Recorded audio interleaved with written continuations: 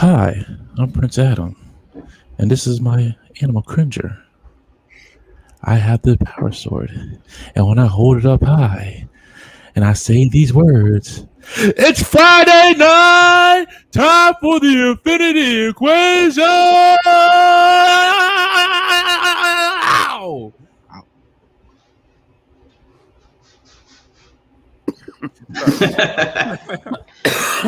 You unplugging your mic, Dante? You got something down now. The mute button's like right there, like where the What's going on, everybody? How y'all doing?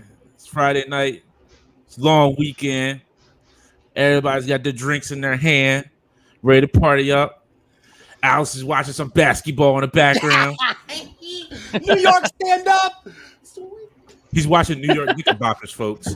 They haven't really been relevant since, who knows when. Oh, come on, man. I can see it in the reflection there. On the... That's how I knew he was watching. I'll turn it off. No, it's okay. I'm just giving What's you the score? That's It's the the Knicks, first right? time in 10 years, man. I know it's the New York Knickerbockers. I mean, like, you got to be happy for him because he has to watch his New York Knickerbockers because this is the first and last time they'll be in the playoffs for many years after this. We got a bright future. Right. Now, my Lakers, well, what can I say? Lakers? What? Are you from LA? No, but I'm a Lakers fan. But see, that's why I'm glad I live in Delaware because we don't have a team. We don't have a basketball team, so I can root for I know, but you're supposed to root for the next closest state. I'm really going to root for the Eagles, please. The Eagles, the Sixers. Sixers, I have no problems with. I respect the Sixers. Yeah. I respect the Sixers. So what happened there? Nothing. I'm not I respect one of those, Dante. I never thought you'd be rooting. Why? Were you in on the Magic era? No, the Kareem era. I was used to be a Sixers fan. I seen the last game that Dr. J had played. I remember that was the game I went to when I was a kid. So I seen him play his last game. It was fun. It was great. Sixers, Then boy Charles Barkley was up there. That he left. I was like, well, if everybody's leaving, why not leave just being a Lakers fan? To me, I'll be a Sixers fan. So you're like, hey, so yeah. But what about AI? Sorry, I don't mean to turn this into a sports. Hey, that's good. Yeah, great. Tell me more. I'm not talking to Dante for the rest of the show. He's a LeBron fan, Bobby. You know what? I didn't say I was a LeBron. Hold on. I did not say I was a LeBron fan. I was a Lakers fan, not a LeBron fan. It's two different things. You have to turn your back on the franchise when they get him on the team, though. I do what I respect for my boy Kobe. Okay. Listen, Kobe's a way better human being than LeBron ever will be. Oh, first of all, how do you know that? And second of all, that's not true. 100% true. Oh my goodness, this guy. You know who's better than both of them? Steve Nash. Oh, good Lord. All right, folks. So we're not just that kills. You know what? But Bobby on that. And when Bobby said that, I took that personally. So let's get this show rolling. We want to welcome Mark to the show from Mark 2 Designs. Hello, sir. How you doing? Doing good. Happy to be here. Oh, glad to have you here, sir. Glad to have you here. Shut up, Josh. I ain't messing with. I ain't talking about. He's talking about he loves LeBron getting in that ring though. Yo, hey, whatever has a championship with the Lakers, I'm good with that. I'm good with that. Flopper. Hey, does it get us a ring? Hold on. Did Steve Nash get a ring? There we go. Listen, Steve Nash has respect, and he's a good human being. Respect with no.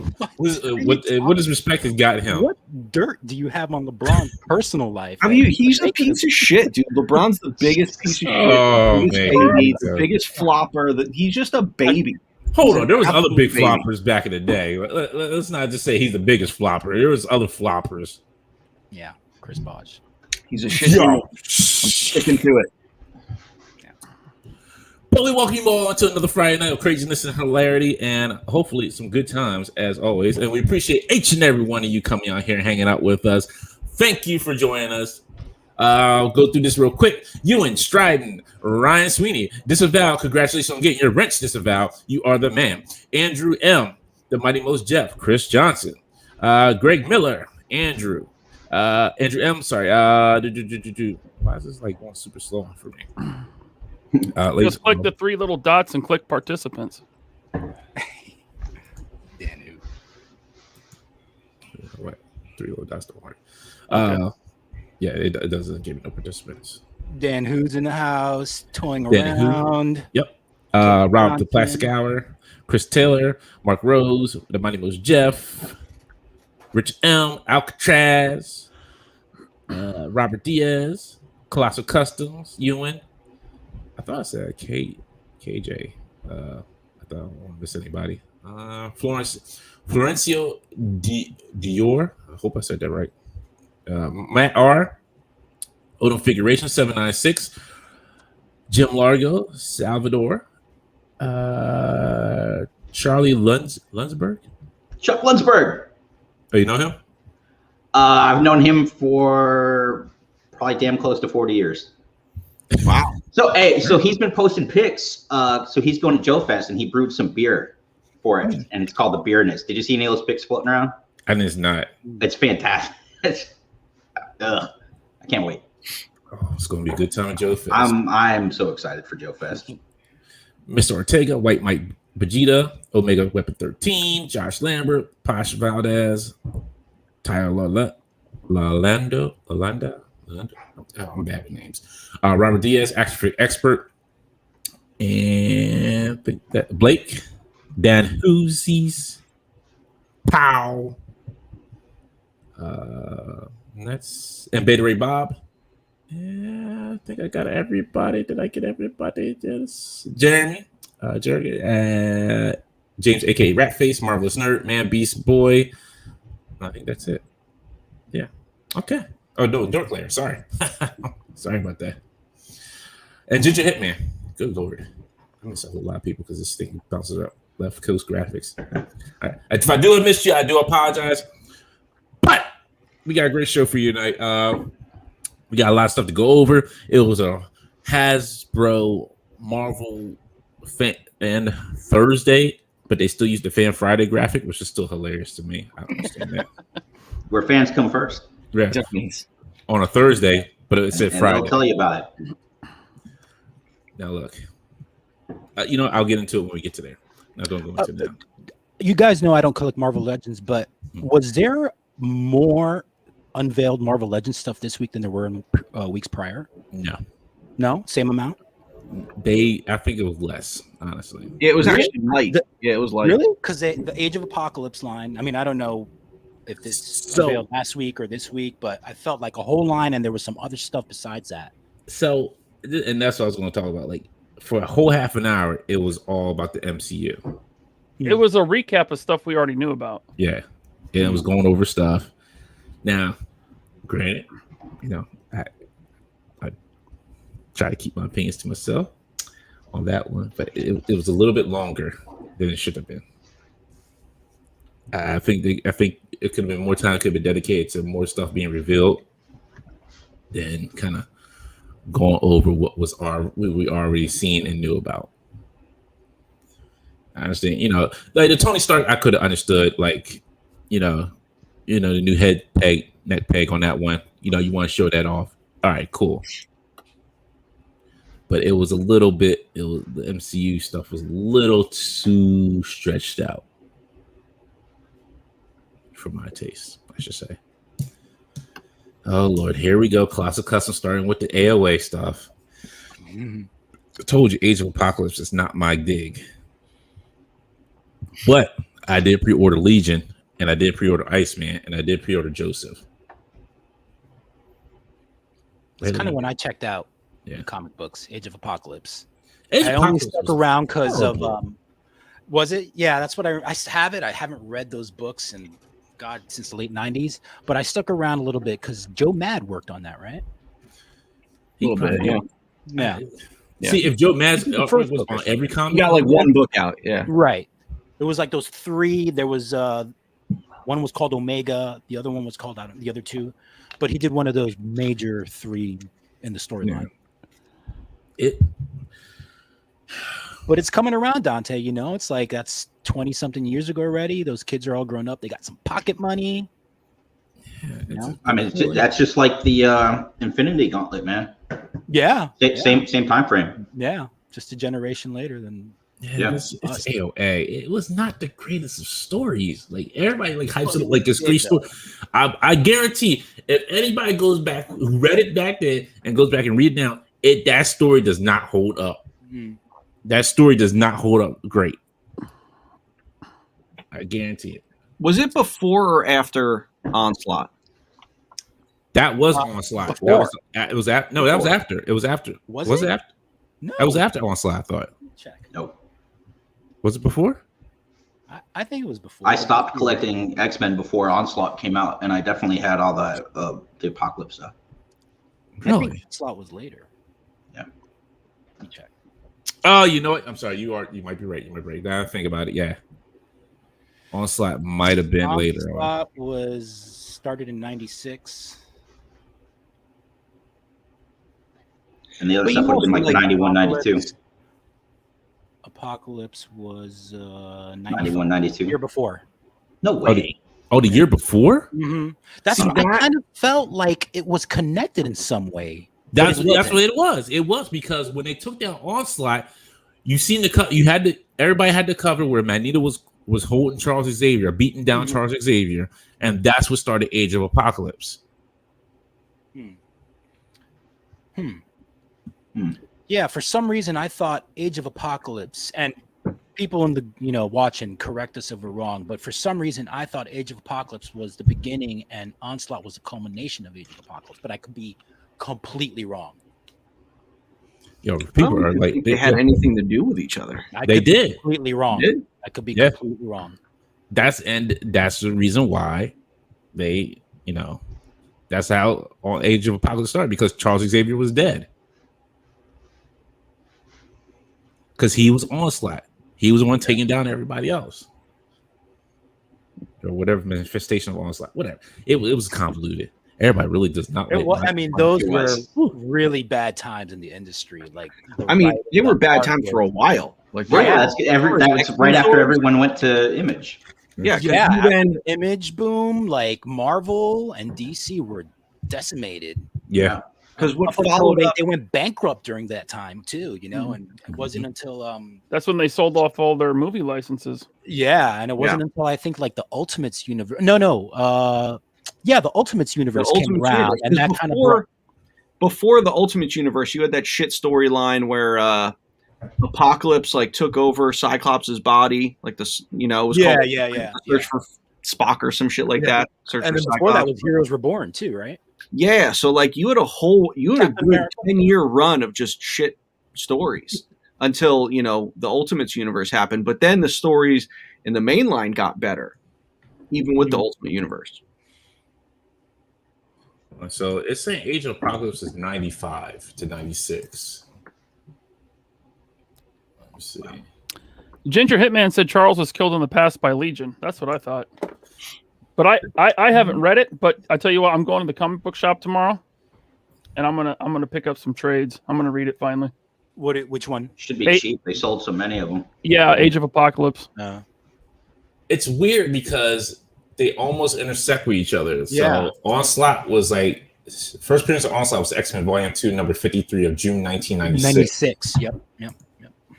Yeah. Well, every year they have a big, crossover event. So here it is. Age of Apocalypse is a 1995 comic book crossover storyline, mostly published in the X-Men franchise. The Age of Apocalypse briefly replaced the universe of Earth 616 and ramifications in the main Marvel Comics universe. When the original timeline was restored, it was later retconned as having occurred in an alternate universe of Earth 295. The storyline starts with Legion, a psychotic mutant who traveled back in time to kill Magneto before he can commit various crimes against humanity. Legion accidentally kills Professor Charles Xavier, his father, leading to a major change in the timeline.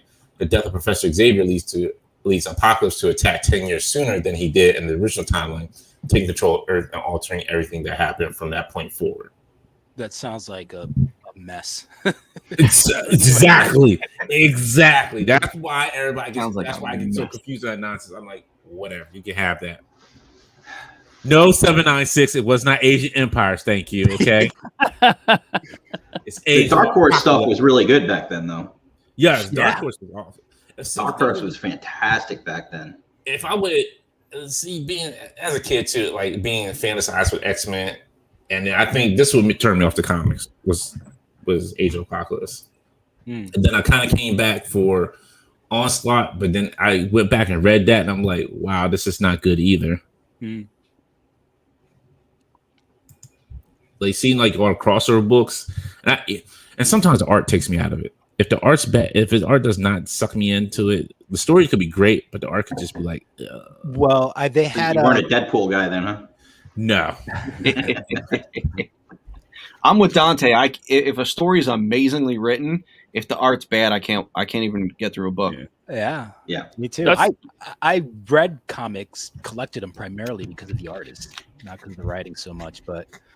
But I mean, they had Joe Mad. They had Alan Davis also did the Age of Apocalypse. He's a great artist. He was on Excalibur, and I think didn't like Umberto Ramos started out on that shit too. I think so. Yeah. There's a lot of like the artists that we know now. Like they're barely starting out. But then there it is. 30 Robert D has said it. Liefeld can't draw feet. Liefeld just can't draw anything. You can't draw a lot of stuff. Anything. National treasure. When he had that that Captain America. Oh my goodness. What are you talking about? That man could sit and drink on his chest. Hey. If it was an ass that went to his chest, that's what happened. And he could sit drinks on. You want to drink? He could twerk with his chest. He had a chest clap. That guy was selling Lee brand jeans when we were all in popping zits on our face. Okay. Talking about the 501 commercial. Yes. Yeah, my flash button. I remember that shit. I couldn't believe it. It blows my mind, and it makes me lose a little bit of respect for him. That Jim Lee teamed with that guy. Like he thought he was a good enough talent to like form Image with, and that blows my mind. What do you mean? He had some of the highest selling books of all time at that time. I think it was a character creation thing. I think people like bad artist and the characters that he created, regardless of the art. Yeah, I remember him drawing. What's his name? The guy with the magic helmet and he's unstoppable. I can't believe I can't think of his name. Juggernaut. Thank you. He would draw Juggernaut the size of like a skyscraper. X-Force. I remember that issue. Remember this stuff? And like Spider-Man's like orbiting him. It was ridiculous. It's so good. Hey, raise your hand. Raise your hand if Rob Liefeld blocked you on Twitter. What did you say to him? Oh, just me? Guess what? I didn't say anything to him. I said what Robert Diaz said, and he wasn't even tagged in it. So he searches his own name, and he looks for people to block. Or he pays someone to do it. That's petty. That's true pettiness. I'm telling you. Petty. Yeah. I'm sorry. What did you say? He said he's petty. No, what did you say in the tweet that made you get blocked? Oh, I said he couldn't draw feet. Oh, no, I might have said he couldn't draw or something. Oh, Ryan. Oh. He's not wrong. Speak that way of our elders. He wasn't in the thread. It was just me talking to another person. So he must search his name. Let me tell you something. Let me tell you, Alex. Todd McFarlane, I give him crap about his figures, but I respect the man as a freaking artist. Rob Liefeld, he's like wants all the credit for Deadpool. Everything that happens with Deadpool, he's like, it's me. Him and Fabian Nicieza. He has a right. No, the reason why people like Deadpool is because of what he is now. He was not that popular back when he was just a mercenary. Sure, he evolved into what he is now. Right. Like, he really didn't start breaking the fourth wall until the Ed McGuinness era. Right. So you created a character, but Ed McGuinness gave him life. Well, he didn't create him, though. He might have given him life, but he didn't create him. I didn't say he created. No, I said Ed McGuinness gave him life. Rob Liefeld could take all the credits he wants, but he keeps saying like, "It's me, it's Rob Liefeld for DP." I'm like, no, dude. Yeah, you see how I almost did it. You caught that, right? You caught that it's me. The guy definitely has a big ego, from what I've heard, but not many artists, comic book artists, have been where he's been. He is a group. He's part of a group of like 5 or so guys that artists, not writers, artists that helped change the industry to what it is today. So for that, Rob Liefeld, Jim Lee, give him his image credits. Okay. Oh, hey, you know what, Alex? I will give you that. That is very true. And you know what? You're a better artist than him. You're better. Right. You're welcome. I can't draw, and I'm probably a better artist than him. Oh, thanks. Yeah. I'm gonna hunt you down at Joe Fest. Okay, I'll be there. At your table. It should be relatively pretty easy. easy to find me. Yeah. No, so what Mark is saying is like, I will find you, and I will hunt you down to sign these comics at Joe Fest. I'm a man with very talented skills. I could 3D print anything I want. And my 3D print a giant size Alex. I could print it, but he'd probably draw like Rob Liefeld.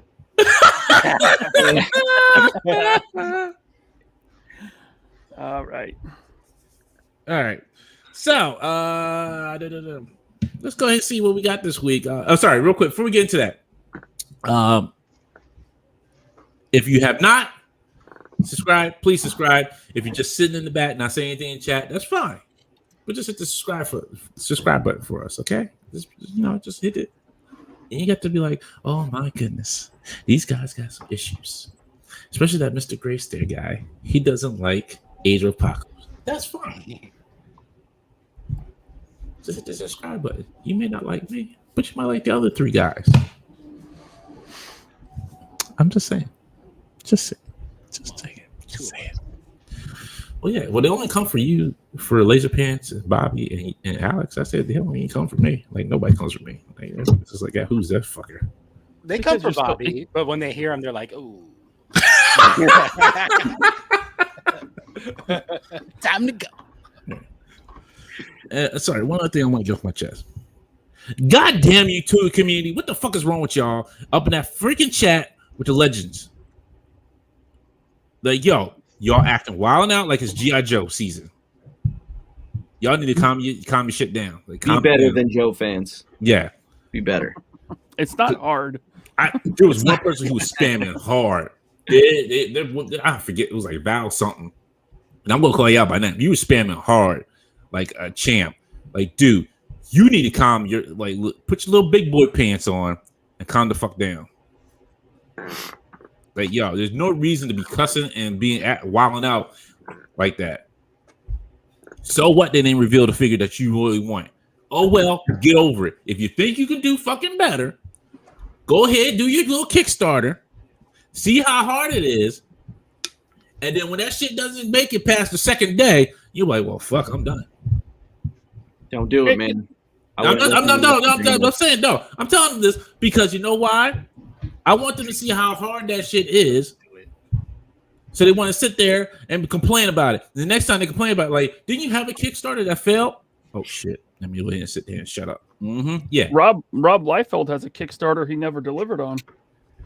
What did he do? Probably some Youngblood stuff, probably. Was it Image Zero? I don't remember what the book was, but I don't know. It was. I think it's been like nearly a decade. He has Burns Bridges. Yeah. Memories. He changed the industry though. Absolutely. Actually, you know what? Just even talk about that. There's one person the biggest one. Yeah. There's one person who had a Kickstarter. They cannot be found. And I still monitor that Facebook page to this day to see if people get their money or even get their stuff. And it's getting ready to be 3 years that they didn't get shit. And he took their money and ran. Now, if you know who I'm talking about, hey, good times, huh? Those people still probably don't because there's a few guys that do that. So no, this guy lives right down in Maryland. Oh, okay. Yeah, you didn't say not that. Me. Well, no, you didn't give us his location, Dante. I know his location. What avenue is he on? Huh? What avenue is he on? What's the cross street? I'm not going to cite people. Your address. Just kidding. Hey, look. So I was not watching the chat during that stream, but Ewan said the Hasbro Pulse moderator in chat actually started talking back to the trolls. I guess I would love to see that. Interesting. No. And look. Criticism is fine. Letting them know what you want is fine. But you don't have to be a turd about it. Right. And are YouTube comments in a live stream really the place?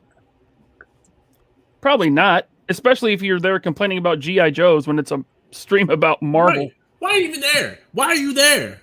If you're like, this is not the G.I. Joe. You wait till the G.I. Joe show and have your ideas out there. This is about the legends. Like, this is not about you and your Joes. I'm not knocking them. I'm not knocking people who collect Joes. I'm just saying, that's not the time and place to be talking about G.I. Joe. They have no control over distribution for G.I. Joe. You need to talk to Lenny and the other crew over there that be having that control over the G.I. Joe. But do it in a way that's decent, where you don't want to make people want to go see a psychiatrist or start drinking, or the other bad things start happening. Yeah. I mean, look at me. I'm drinking. Thanks, Dante. I'm talking about. No, have you seen what they do to developers? Like, people don't like games. No, I don't pay attention to none of that. But I'm saying the developers let's say people don't like games. It's worse. Okay. Oh yeah, gaming industry. More people. Yeah. Totally. Yeah, they're horrible. Like, if your game's bad and they don't like it and you don't fix it as soon as possible for them, oh man, they will hunt you down on Twitter and like Battlefront 2, right? Yep. Good example. Yo, even what's the last Outriders? People are relentless. Like, I say you spent like $50 or $70 on the game, but it's no. These people are just getting paid. They get paid just like you. They're doing the best. They probably working from home at this time, trying to finish this fucking game for you, and here you are complaining about. I'm gonna go down and beat the Super Troll. Get the fuck out of here. Your internet needs to be shut off. Somebody needs to come and beat you in the legs with a baseball bat. Oh my goodness. You sounded like the WB frog right there. It's the W. Really? The W. Really? We won't go. We're gonna go. I can do Dave Chappelle for you. No. Fuck No. that. We should move on now. Fuck that frog. Have you seen Chappelle's show? Fuck that frog. All right, folks. All right. Good Lord. I forgot what I was going to do. Don't forget, we will be part of Iconicon in July. So always don't forget that. Keep that in mind. We will be on panels, maybe hosting a panel. You never know, but we will be there with other podcasts and YouTubers as well. So it's going to be a good time. July 7th through 11th. Yes. Join the Iconicon Facebook page. Yes. To keep up on stuff. And follow them on Instagram. And just real quick before we get into the next part, I did announce on Wednesday when we were live with Just Jay Hernandez. We are partnering up with a couple other YouTubers, in the community, toying around 796, Prime to the First, Just Jay. No, I'm forgetting somebody. Oh, and there's one other group I have to ask. We will be doing a way to donate to Toys for Tots. It's a way to give back. As toy collectors, we all have a bunch of toys, and I thought this would be the best way to give back to the community as toy collectors is to do something for Toys for Tots. So we're working everything out with that, but we will all be finding a way to raise money so you can donate to Toys for Tots or donate toys as well if you like to. That you may not that you may have extras of still in the package, and you're just like, just be kind of giving out of your heart. So we will be setting that up. So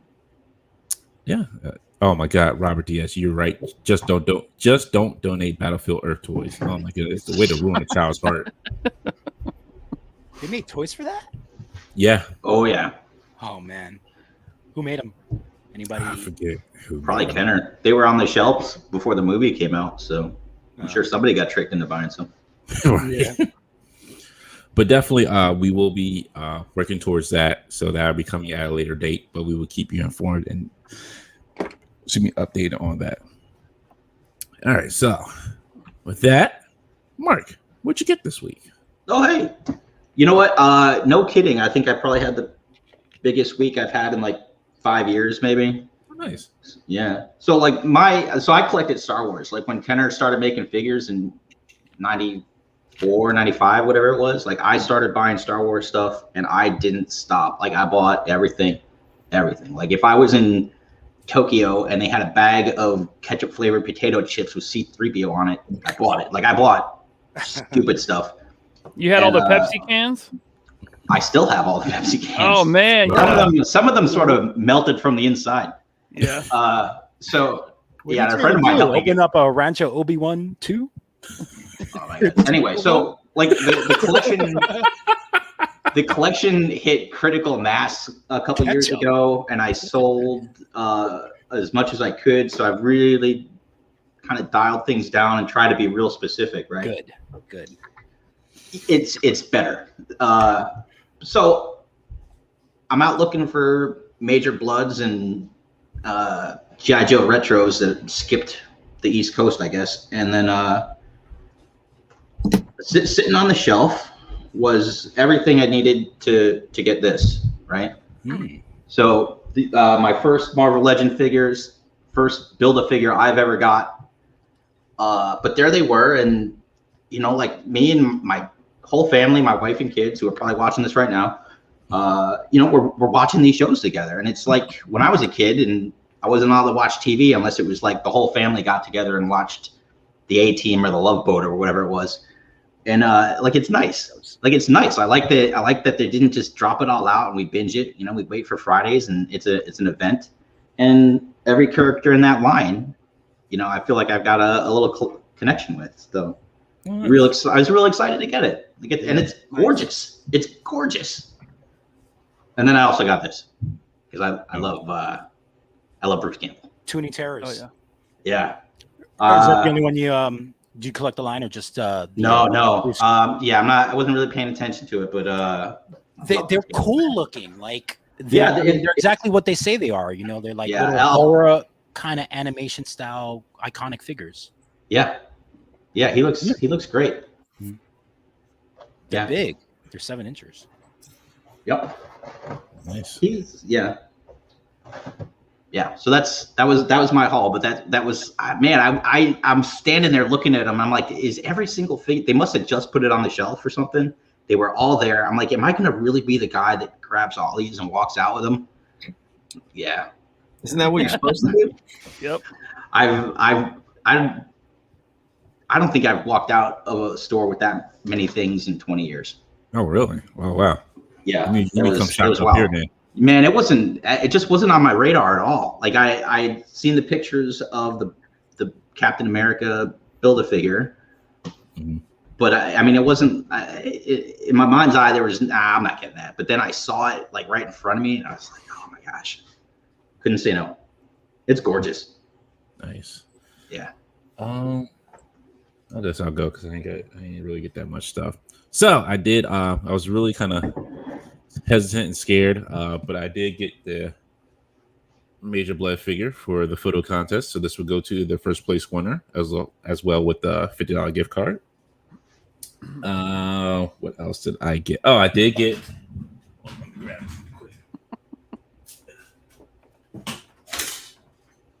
So Delicious Poses was making Dio, so I did get this from him. Ooh. And it's all Cool. It moves. It's all like certain pieces you can move around. Magnetized?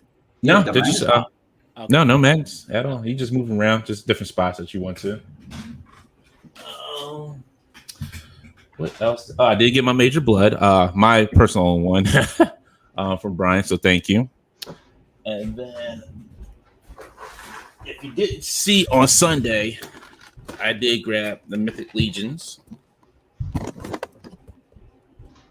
I don't know this dude's name offhand. Some fire thing. And then I grabbed his pal, the horse. That is a It's cool huge. set, man. Yeah. So I grabbed that. Does that horse have some weight to it? Oh yeah, this box is heavy. It's not bad. This is my first. Honestly, this is my first Mythic Legions I ever bought. Dorklair said Arether. Arether, thank you. Yeah, Arether.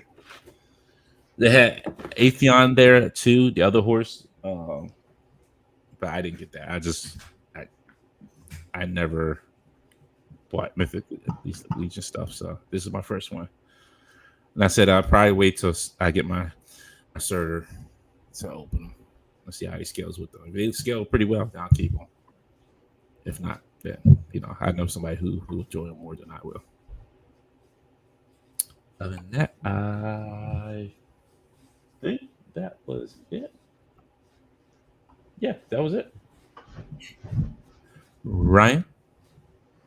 First of all, shout out to Colossal Customs. Daniel, thank you so much. He sent me Hawk from the new Black Series Target exclusive. You'll never find it wave. And it's cool. They use the old clone body, which is fine. I don't hate it, but they're still going back to the old stuff when they have new, better stuff that they could use. So thanks to him. I went into Target today, and I got this King Kong, the one with the airplane and the chains. You want to sell that airplane? Maybe. Oh yeah? I don't know. We'll see. Okay, we'll talk. Sorry, real quick, right? Great. It was 120 for both the figure and the horse. So it was assuming 110. Sorry, 110 for the horse and the figure. And then I gotta send a big thank you to Greg Miller, aka Legends and Pops. He sent me out this box with the tension laser pants and hashtag Save Ryan on it. Nice. My wife was like, what is this? What's going on? So that was cool. He included a nice note, which I won't read on air because he didn't give me permission to. And he also included his really cool logo sticker right here. It's like Loki's helmet, and it says Legends and Pops. It's really cool. And then he gave me another one that is not a hologram, so you get a better look at it. So thank you for that. But the best part... Rick said you can read it. Oh, he did? Yeah. Okay, I'll read it. So the best part, Echo. He sent me Echo. He sent me Obi-Wan. Nice.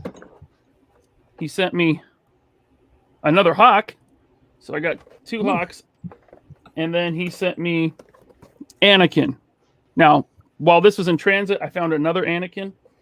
So I'm going to have one carded, one loose, because it's Anakin. And then I actually have a third Anakin from 206 Toys. And that one I'm going to give away when we hit 1,000 subscribers. Does he like sand? Damn, you're hoarding Anakins like a G.I. Joe collector. I have two. One is getting given away.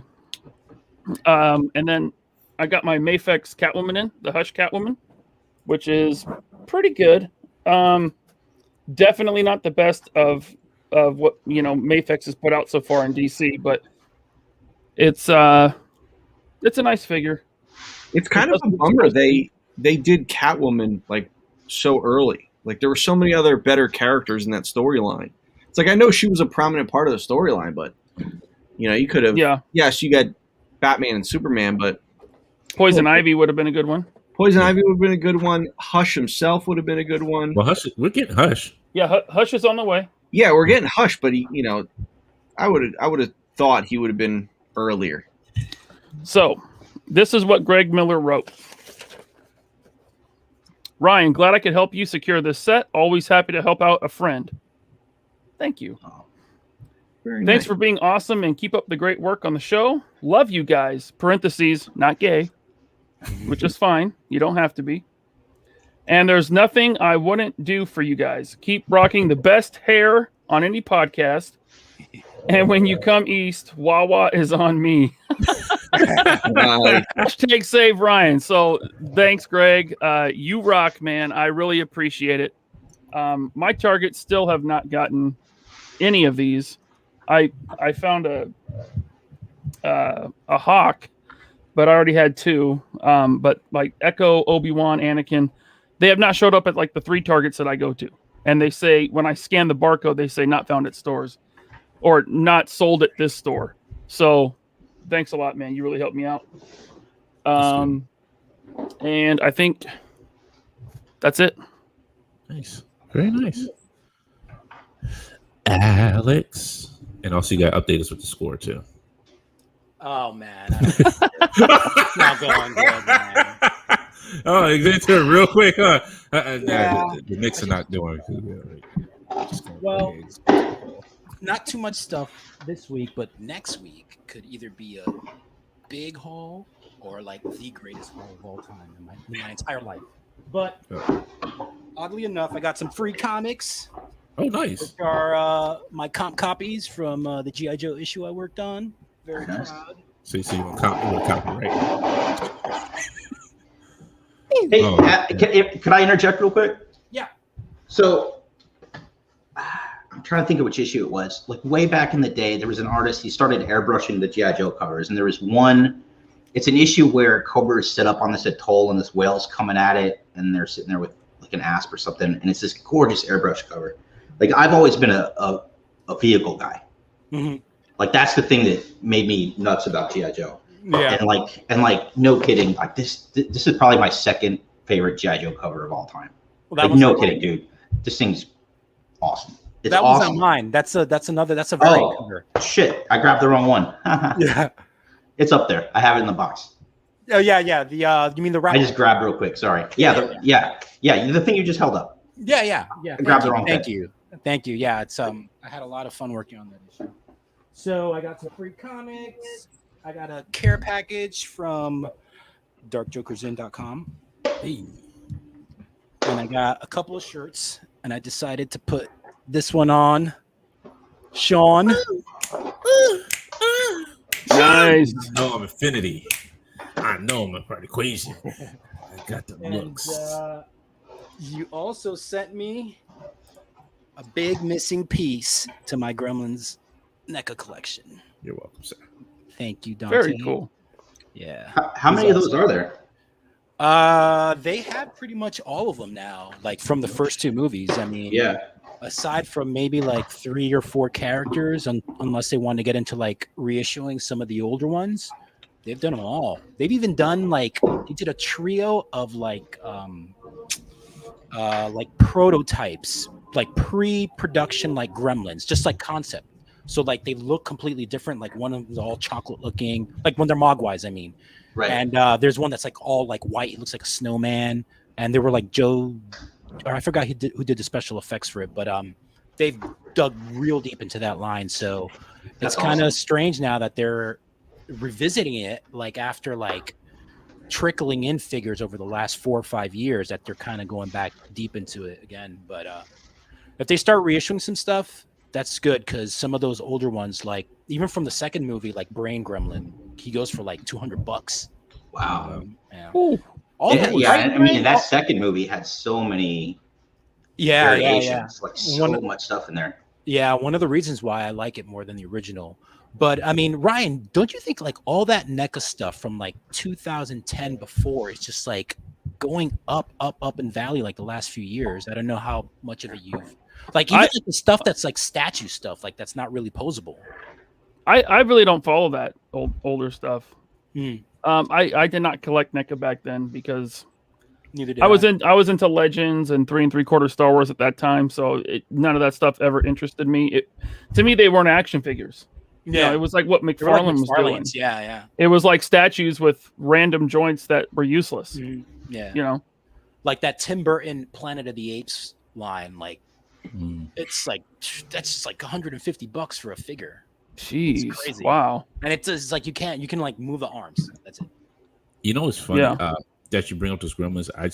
So when I was at the Toy Con show in New Jersey, there was a man and woman. I think they own like maybe a store, and he brought like the female Gremlin, and the guy at the Four Horsemen signed it. So I guess he had the designs for it or the sculpting for it. Mm-hmm. So I don't know. I was just kind of eyeballing it. It's an older gentleman. I'm not sure what his name was. But he's like, I don't know if they're gonna come out with more. He's like, but yeah, this is mine. He's like, I appreciate it, thanks. And he just signed the box for the guy. That was it.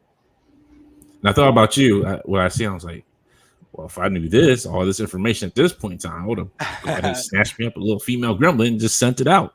Yeah, dude. I'd love that second movie. I remember when I saw it on opening day, and in the theater lobby, they actually had a puppet gremlin that was screen used, like in a display case, and like that hooked me. And I remember after the movie was done, I came out to like, because they had it in the lobby, so people were like looking at it. I remember looking at it, and I was like one of the last people to leave the theater, and I see this guy walk down the stairs. He takes the display case off the pedestal. You stole the gremlin, huh? No, he gets on a huge ass cell phone, like a brick cell phone. And he's like, yeah, it's here.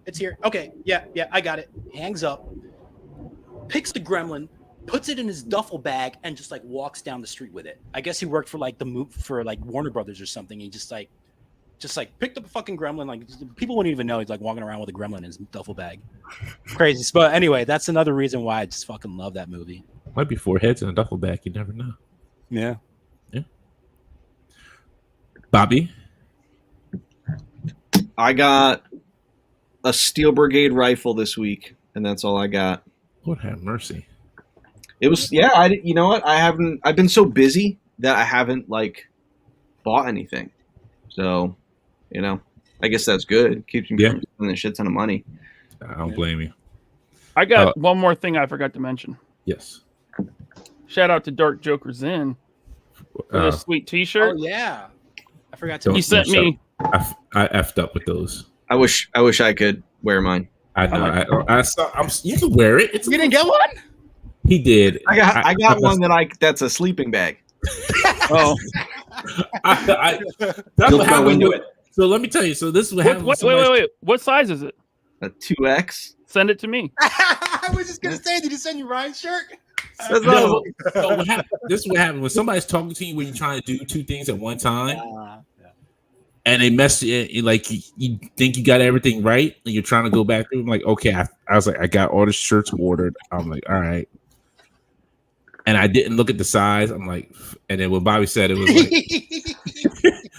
hey, you know what? It's like I'm a snuggie. My sleeping bag.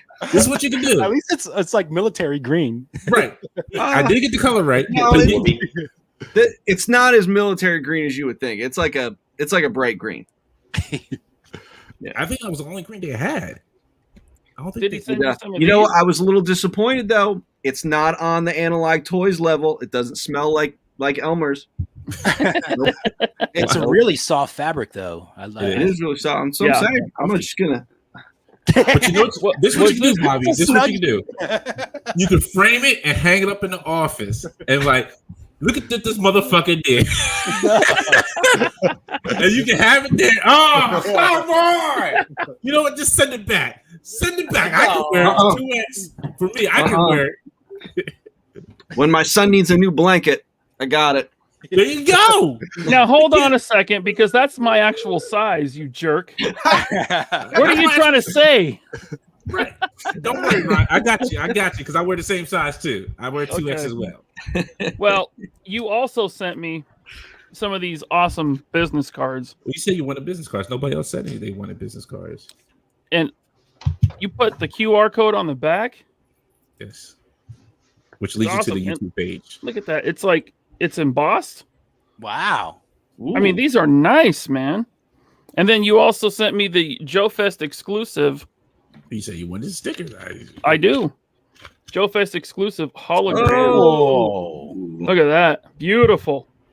And Dante was saying they came out a little small, but you know what? That's about the exact size it would be on the cover of a comic. Mm-hmm. So here's what you do. You get your reader copy of Action Force, right? Any issue. You get your mint copy that you're going to slab, and then you get a third copy, and you put this up in the corner. Yeah. So yeah, and then bring it to me, and I'll sign it. So here was the idea that I was telling you guys about, and I'll tell the listeners too. Because Dante, I want to see how many of those do you have? You have a lot of those stickers left? Oh yeah, I got plenty.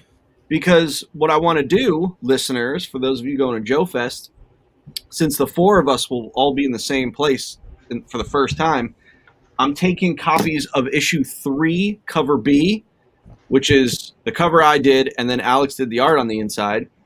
and I'm gonna slap infinity equation stickers on, like, I don't know, 20 or 30 copies, and all 4 of us will sign them, and we'll do them as like giveaways. Hey, That's cool. So keep your eye out for that. Can't wait for Joe Fest. But you guys can't sign your name bigger than me. I sign it so it takes up half the cover. yeah. You gotta do it real little. That's fine. That's fine, because I can just draw penises off of it. We definitely have to draw a big dick on someone's. Now hold on, Greg. I did show it off. It's right You here. did. Yeah. Yeah, I showed off your hologram sticker. It's right. I put it on my microphone. Look Yeah, at that. he did show it off. Yeah. It's the chase sticker. Look at that. Real quick, where is it? Where's Fixer's comic? Because I see that he's like, Bobby could probably, I forget what he said. Where is it? Oh, he said Bobby could live in one of my shirts. That's funny. But I'm glad everybody got the shirts as well. And I appreciate y'all buying the shirts. Thank you very much. We appreciate you guys for coming out and supporting and buying shirts, mugs, tumblers, which have you. And I did put up the logo design as well, so you can get that shirt as well, which is the logo design. And like I said, there will be another design coming probably after Joe Fest. So I can't wait to debut that one as well. Got a lot going on. Tell you. And there's some other stuff that's going on. I wish I could tell y'all, but I can't. You forgot to put the link to the T-shirt store in the description of this video. I can put it in there. So I just put it in the chat. Well, you can put the storefront. I put the storefront link in there because now both shirts up. That's why. Okay. That's what I did. Yeah, I can put it in the description. But Right. for some reason, their search, I don't know why. Like when I search for the podcast shirts, it doesn't come up with us after I put the tags on there. So I don't know why that is happening. No shirt for Fixer. We'll talk offline. Fixer. We'll talk offline. But oh yeah, and Fixer, thank you for the help this morning. I did not get back to her, so I don't know if it's going to work. So I probably won't be able to try it until Tuesday. But thank you for your help, sir. He helped me with the issue this morning and some IT related issues. All right, folks. On. Ryan Sweeney says, beer glasses, please. I don't want Bobby drinking from box wine anymore. It wasn't boxed wine. It was just a $5 bottle of wine. There's a big difference. Oh, my goodness. One Ginger Hitman says, when is the cutoff for the favorite figure? It was Thursday midnight. That was the cutoff time. Thursday midnight was the cutoff time. That's not a bad idea. Robert Diaz says there should be a G.I. Joe themed shirt for the 4 of you as your own unique Joe. That's not a bad idea. Yeah. I was thinking about doing that and a wrestling one. We could get Rob Liefeld to draw it. Yeah, we can. All right, moving on. Oh, wait a minute. Wesley Hendricks asked, are any of you helping plan Iconicon? Why, yes, we are. We're going to be part of Iconicon. We will be in panels and maybe hosting panels as well. So, yes, we will be part of Iconicon as well. Ryan C. said, can it be a Target exclusive shirt? Yes, right. We're only sending 2 shirts per store. So that's it. What's sold out? That's sold out. We made some money. We can show the people that we made money off of those 2 shirts per store. Don't worry, baby. They're going to clearance. Right. No, you'll find them at Ross. Actually, no, you'll find them at, what's it called? Big Lots. Big Lots. They'll be just laying on some random furniture in the store. Like, yo, is this a Fennec Quasar shirt? Oh, man. And it's only $2. As a matter of fact, it's only 10 cents. They marked it down so much, it's like 10 cents. It's a steal, baby. Let's go ahead and get one. All right. All right, so let me pull up the docket here.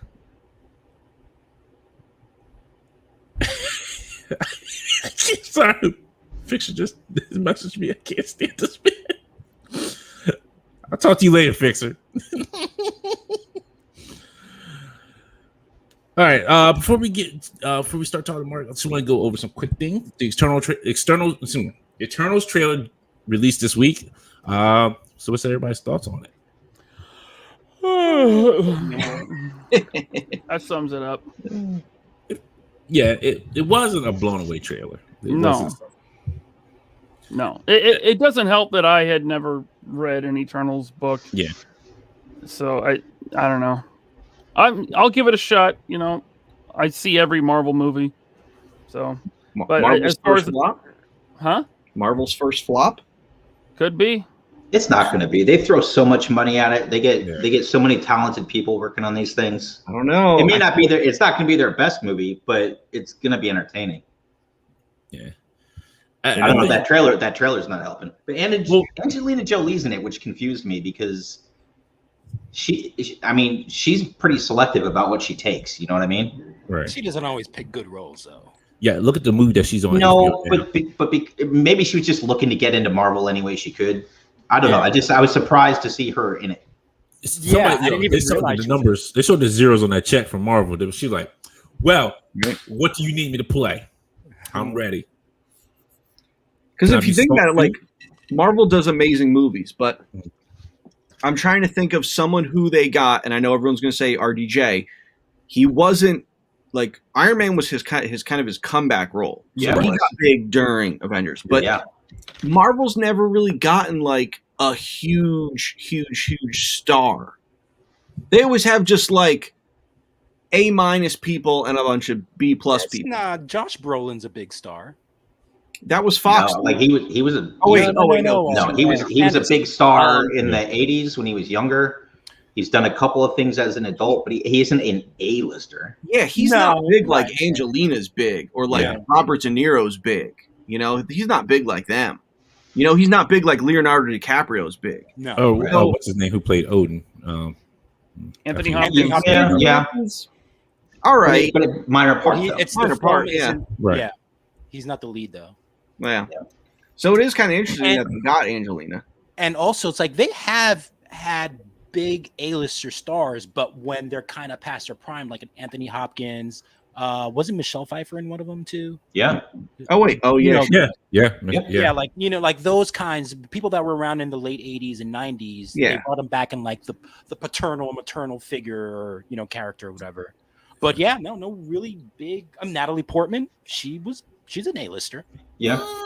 And Hank Pym. He was Gwyneth Paltrow. Yeah, Michael Douglas. Yeah, but again, on his way out. Gwyneth Paltrow. No. Yeah, that's true. All right, that's true. You got us with. Ginger Hitman says Benicio del Toro, but he had a small part too. His part wasn't that big. I wouldn't call him a big A-lister either, though. Yeah. Even though you could see him in The Living Daylights.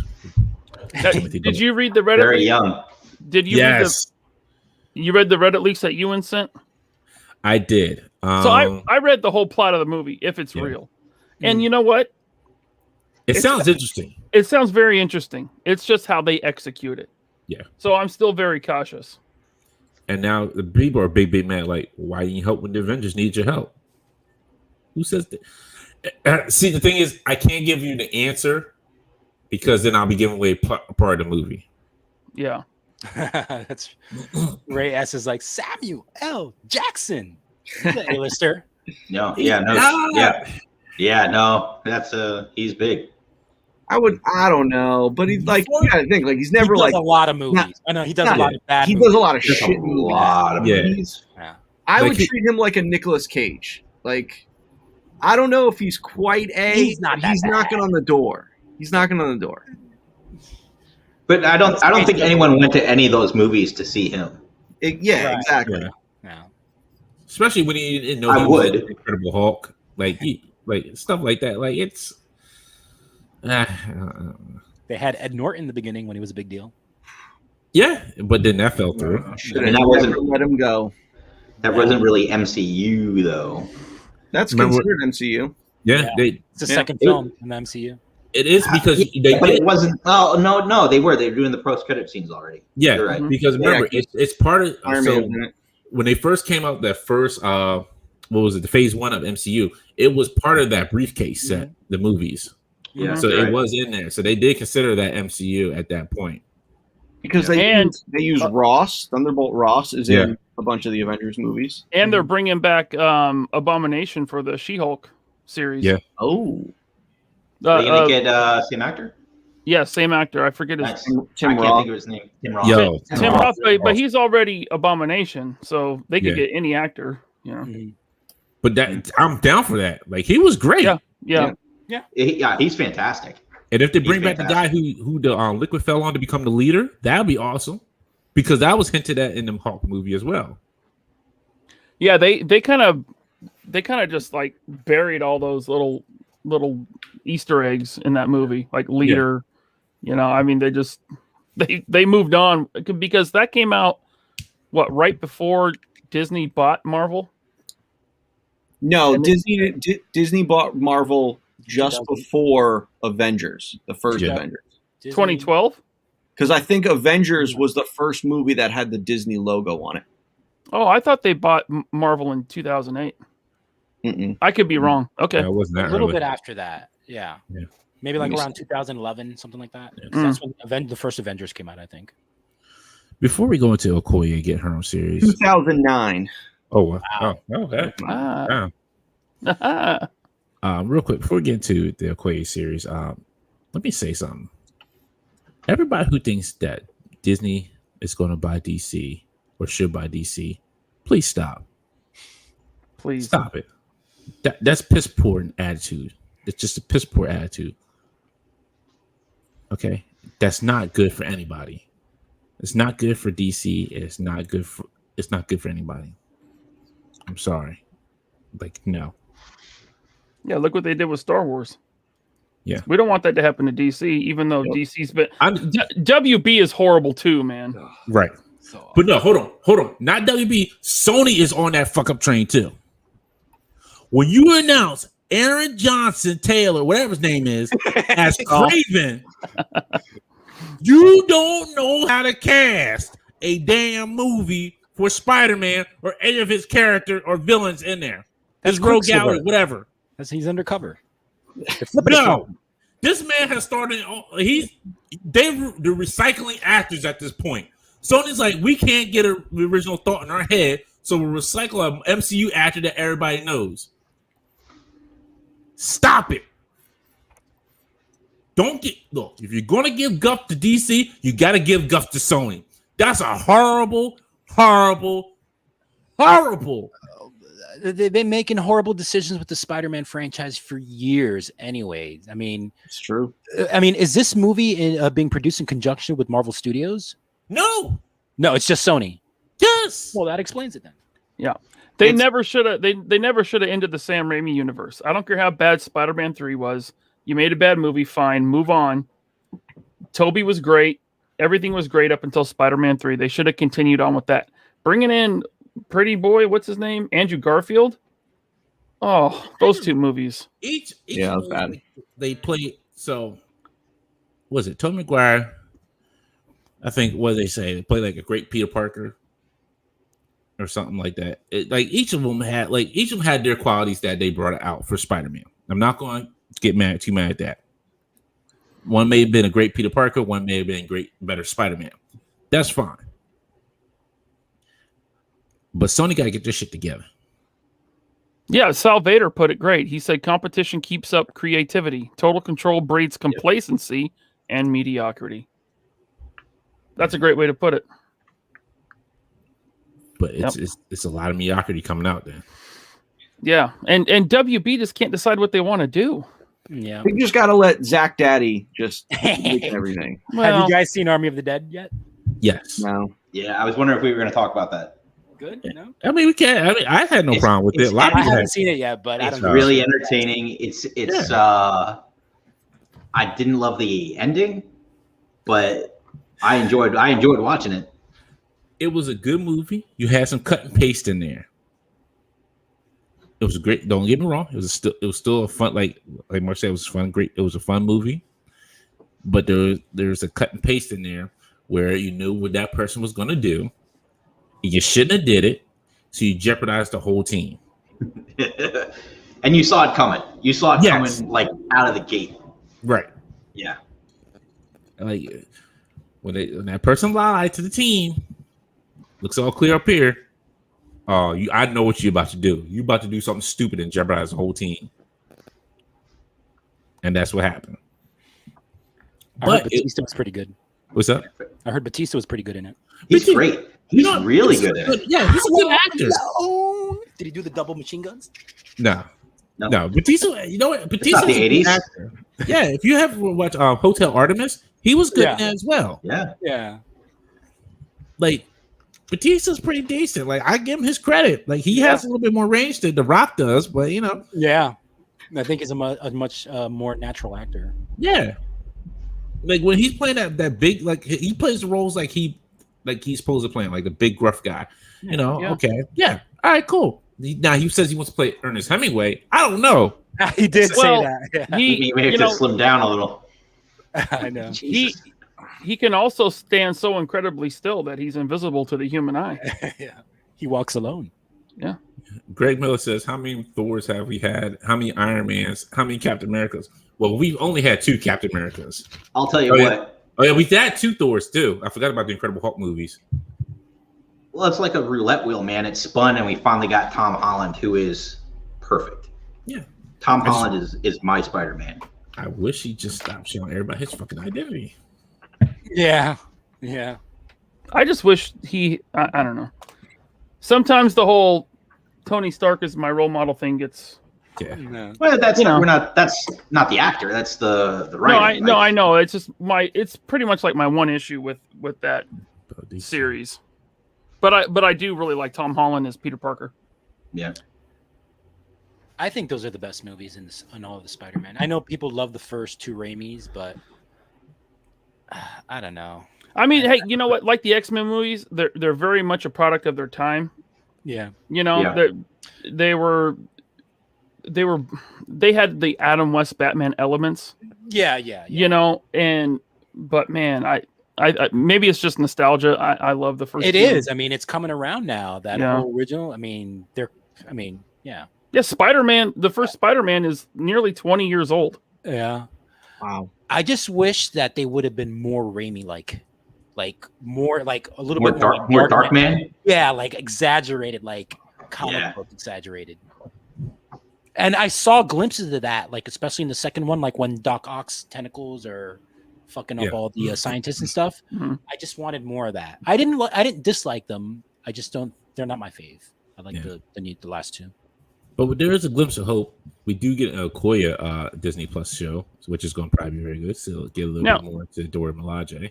I read that as it's going to be a Black Panther series, and she's going to be in it. Yeah. But it's going to be a show about her. Yeah. Mm-hmm. Okay. Yeah. I'm down with that. I'm fine. I like to see a Wakanda kind of show for Disney Plus. That'd be really good. As long as it's better than their first 2 shows. I mean, it's not going to be no Age of Empires like for touring around. You know? Okay. Because he thinks I keep saying Age of Empire, and I say Age of Empires.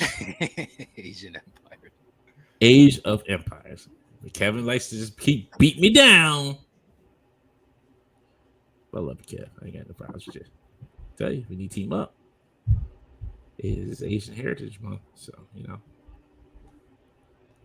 Enjoy it.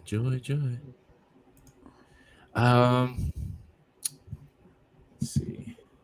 What else did we have on the docket next? So Mark, tell us a little about yourself. How'd you get into what you're doing now? Like, what got you into collecting things, and then what got you into making weapons, 6-inch or 12-inch? Yeah, so weapons for 6-inch figures. So 3D printing's been coming up for a couple of years now.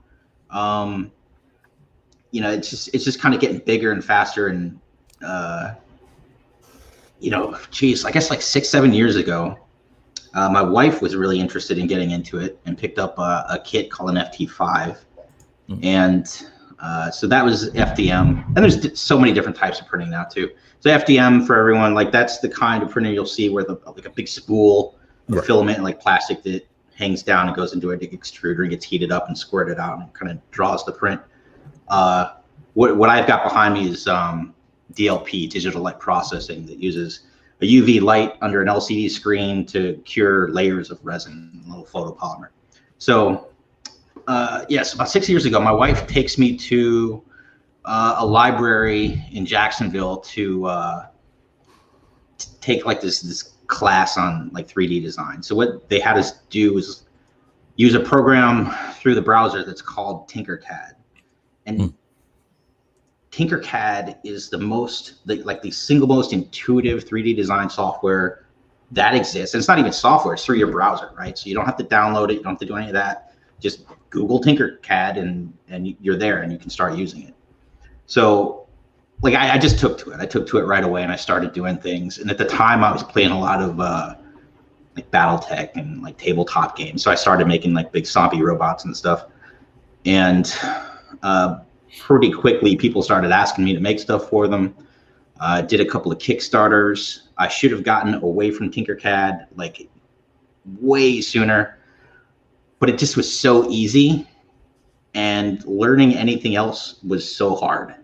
So I was trying to learn Maya, tried picking up Blender, and that's like great programs, but not intuitive. So it's hard. It's like, I want to make something. I can do it in an hour in Tinkercad, or I can spend the next week watching YouTube videos to try and figure out how to do it in whatever else. And so I just stayed with Tinkercad for way too long. And I was able to get it to do stuff that I shouldn't have been able to do. I really I taught myself some pretty good tricks with it. You have to show me, because I love Tinkercad. It's easy. Like, it's just, at the end of the day, it's limited. But you can find a way to get away with a lot of stuff. It's hard surface modeling. So this is another problem. If you're in Maya or Blender, like, that's software that's kind of geared towards doing animation or doing files for games and that kind of stuff. But they're not solids. They're wireframes that have skins attached.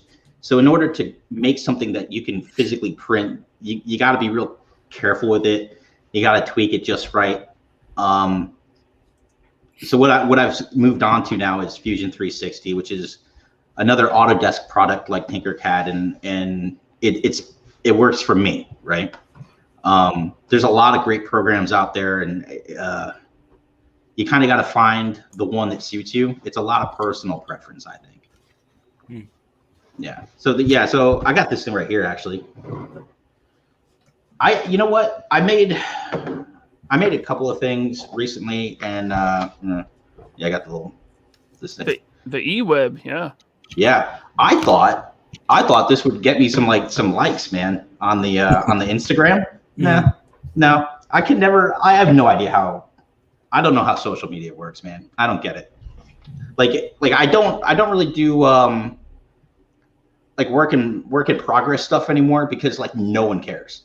No one cares any little tiny bit about your work in progress. Like, my mom will smash that like button, but that's it. You know what I mean? The trouble bubble. Dude, that's awesome. Yeah, So sick. I love turned like out pretty good. It's almost got like a weathered kind of grayish. Yeah, so I did it in an off-white, and then I did a wash on it, and then dry brushed it. So yeah, I like to do that stuff, because there's just details that need to pop. You know what I mean? Yeah. So yeah, I go a little overboard with some of the stuff. Real quick, I'm sorry, Mark. Real quick, I just have a quick question. So the glass, what did you use for that? So that's my own special blend of herbs and spices. Okay. So I'll tell you, but so everything I print now, I put a little tenacious in it. So Soraya Tech, I got that here. Soraya Tech makes this stuff. It's called tenacious. So I add a little bit of this into everything. It kind of rubberizes your print, which ultimately just makes it stronger and more durable. So I put a little bit of that kind of in everything. I put in some, no, there we go. Some Elegoo ABS-like translucent. I was just talking to Toying around about that a while ago. I put in some Strytech Fast Smoky Black. Okay. And I put in a couple drops of this because I wanted to smoke the glass. And the big reason for that is because the clear resin especially, after it absorbs a certain amount of UV, it yellows, it burns. Give me 1 second, I'll grab an example. Hold on. Okay. Man, all this talk about, I just want to get a printer now, man. So interesting. Well, you're more than welcome to come down here and hang out. We can print all day. Yeah. Alex, get one of the big expensive ones so you can start printing my stuff. So you see how I just went to you, Alex? He didn't say like Dante. Hey, I know you got printers already there, but yeah. All right. See? Dante, get the big boy. Get the big boy, and I'll let you print my stuff. So this is one that I printed and cured. And this is one that I cured too long. Okay. So you can kind of see the color difference. Yeah. It's not coming across great, but this has got almost an orange to it. Okay. Right. So this is the part no one wants to hear. So this is how it comes out. And then I sand it for about half an hour, starting with 180 grit up to 1500.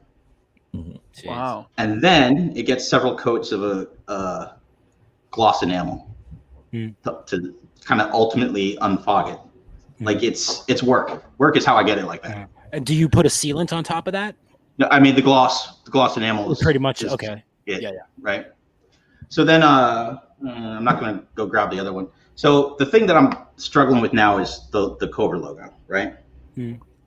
So this I think I made one in Adobe Illustrator and then cut it on a silhouette and then painted it and then glossed over it again. And I'm also doing one with I make water slide decals. I can get translucent water slide decals for a laser printer. They make it for inkjets too, but fuck inkjets. Yeah. So it doesn't. It's not as opaque. And I'm trying to figure out exactly. The details are crisper on it because it's not a teeny tiny little mask. So I'm still working out kind of how I ultimately want to do that logo. Well, it looks fantastic, man. Thank Now you. you've been printing 1-to-1 scale Yeah, stuff, like actually, the I Cobra have. Commander. Yeah, I got that thing right here. Yeah. Oh, look at that. Oh man. Yeah. Wow. That's cool. That's Yeah. awesome.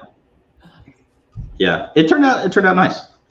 So yeah, so I started talking about this, right? So yeah, the classified stuff came out. Everyone was kind of up in arms about. Oh, that's a terrible picture. Everyone was upset about the Nerf guns, and I was telling Bobby this. Like, I don't mind the Nerf guns. I think that was brilliant. Like, all they had to do was repackage some Nerf guns with G.I. Joe logos, and they disappear, right? And Nerf guns sell.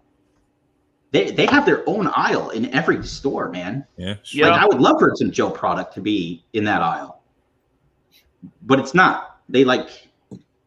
They just didn't do it. That boggles my mind. Nerf guns is one of the only toys that me and my son both love. Yeah, You know. I got 3 boys, man. We have my wife built a pegboard for my kids to hang all their Nerf guns on. That's awesome. Nice. They have an armor. It is. It's impressive. Yeah, I don't know why they didn't follow through. But anyway, I just thought, I'll see if I can Tinkercad up some of the old school weapons and stuff. And at the time, I didn't have a printer because 2020.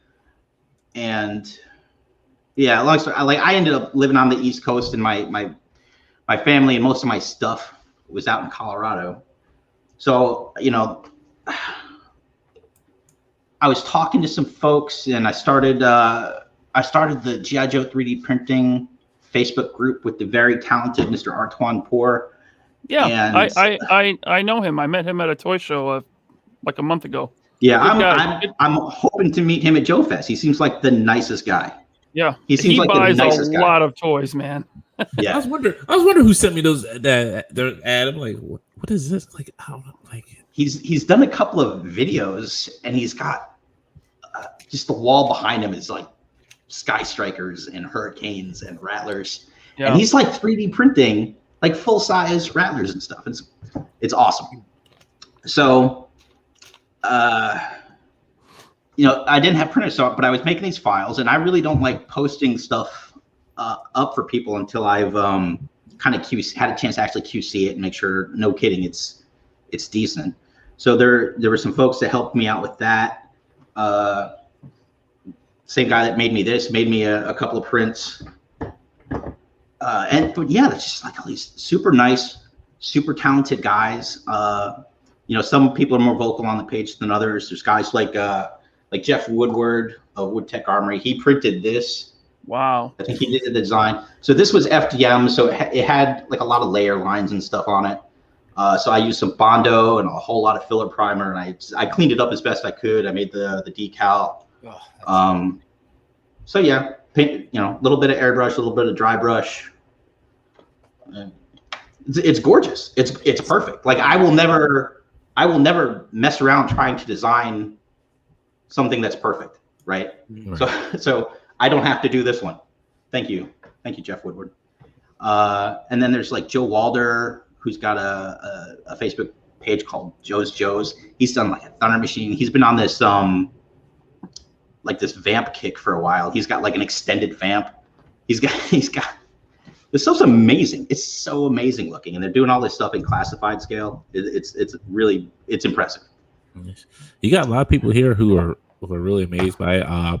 And then you have Greg Miller, who says, let me tell you, Mark II designs the shit. He makes the best stuff. If anyone wants proof of it, talk about his work. PM me on at Legends of Pops. This dude is legit. I love this gun. So this was something I figured out kind of early, right? Like with the G.I. Joe weapons, with iconic things like Cobra Commander's pistol, like this is like a MAT 49. Like they're programmed into our brains, man. Like it's in there. Like you recognize it. You know exactly what figure that came with. Mm-hmm. And what I found was like I have to stay true to the silhouette of those weapons, those things that don't actually exist in real life, those things that are G.I. Joe specific. I got to stay true to the silhouette of it to make people's brains instantly recognize it. But at the same time, like I'm increasing the scale. And to me, if you increase the scale, you have to increase the detail or it's going to look derpy and wrong, especially in the hands of the classified line, which is so much more advanced than the old stuff, right? It's just, they're detailed, right? So that's what I've been trying to do, and people like it. There it is. You were like my 5th customer. I was? Like I started the store. Was it the Megatron? Yeah, it was that thing right there. Right on. Yeah, I love this thing. Yeah. It's such an obvious thing to make. Yeah, it is. Yeah. You made one for the 1/6 Sideshow G.I. Joes also? Yeah, so I started doing that. I got a friend named Jay who's really into those. And my God, those things are beautiful. I wish I had known and bought them when they were not like a car payment each. Yeah. I was real lucky to get that one. The Stalker, that's my friend Jay. Yeah. He loaned it to me so I could try and make a jump for it, which actually turned out pretty good. That Firefly, that's that armor that he's wearing. That's not did you make that? No. That's the way that figure came. Mm-hmm. Yeah. He came with the big like the bomb, wait. That's a classified. Yeah, yes. It's a classified. Okay, thing. My bad. I thought it was the 1/6 Firefly. No. So see the sea legs there? Mm-hmm. I love that damn thing. Mm-hmm. It's so goofy. It showed up in one G.I. Joe comic. It was on the cover, but I just love that thing. Like no one was ever gonna make that stupid thing. So jetpack. So. Yeah, that was a little bit interesting. There were people who I made a couple of the just the pack in that scale for them, and their plan was to find a way to put a harness on there and make it look good. I ended up just making kind of some slots and using like this brown elastic and kind of super gluing it in there, and it works. It looks fine, and the important thing is it sits where it's supposed to sit on the figure. And yeah, the classifieds, man, the holes in their backs are so inconsistent, different shapes, different sizes, different locations. So like the jump that I made it to go on Duke because there's no Stalker figure yet. And people have found a way to make it go other places, which is awesome. And then I made one for, I don't think I have that down here. I'm sure there's pictures. I made one for like a Cobra Air Trooper. And I made the Air Trooper helmet, which I always thought was awesome. Jesus. Yeah, the rock and we don't have a rock and roll yet, but that's what Roadblock needs. That's awesome. Yeah, those things are a pain in the ass to make. I try and wait until a bunch of people are asking me if I'll ever make any more before I do it because it's just such a pain in the ass. So it's a printing thing, right? So on the build plate,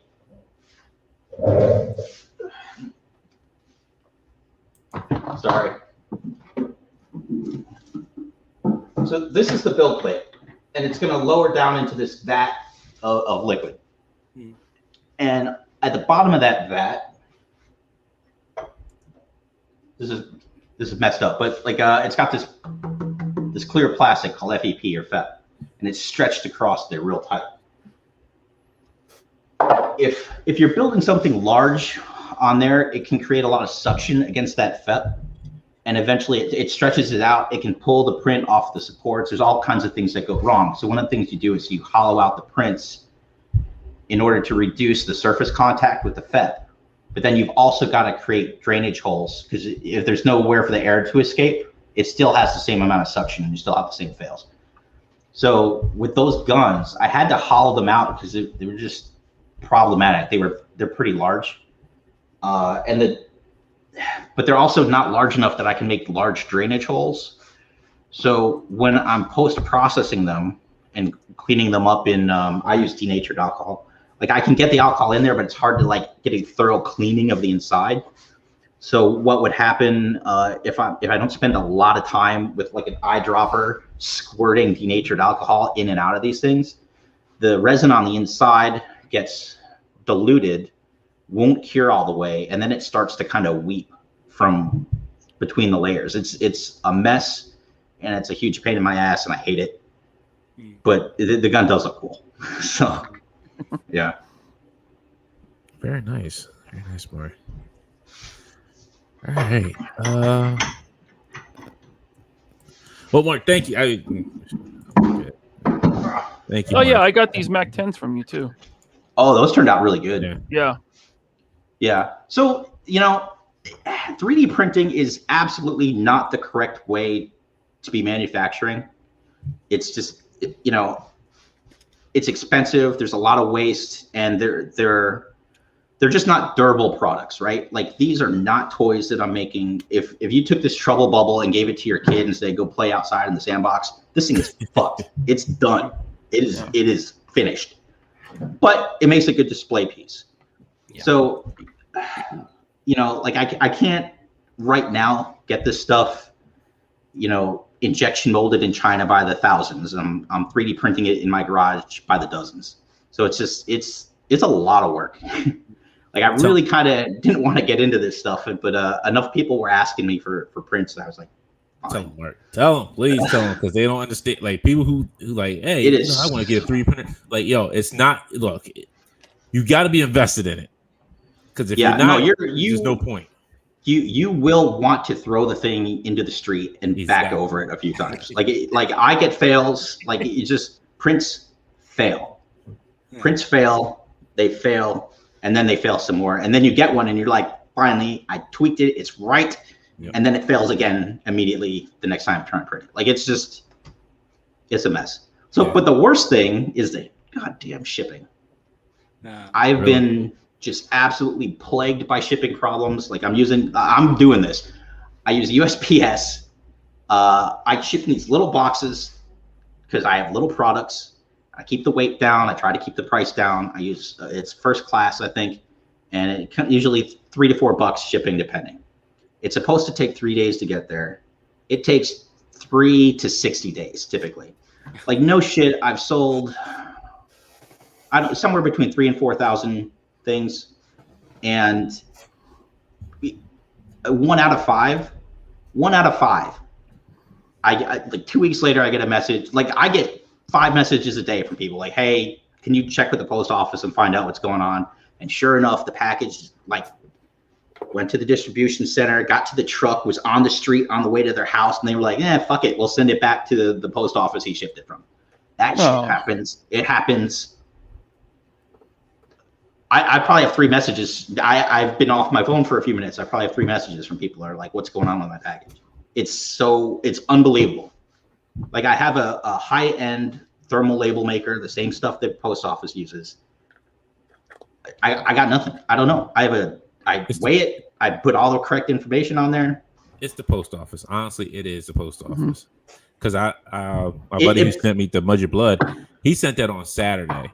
It was supposed to be here on Wednesday. It didn't get here until today. That's beautiful. That's wonderful. I have so many things that, like, here's what happens. I ship it.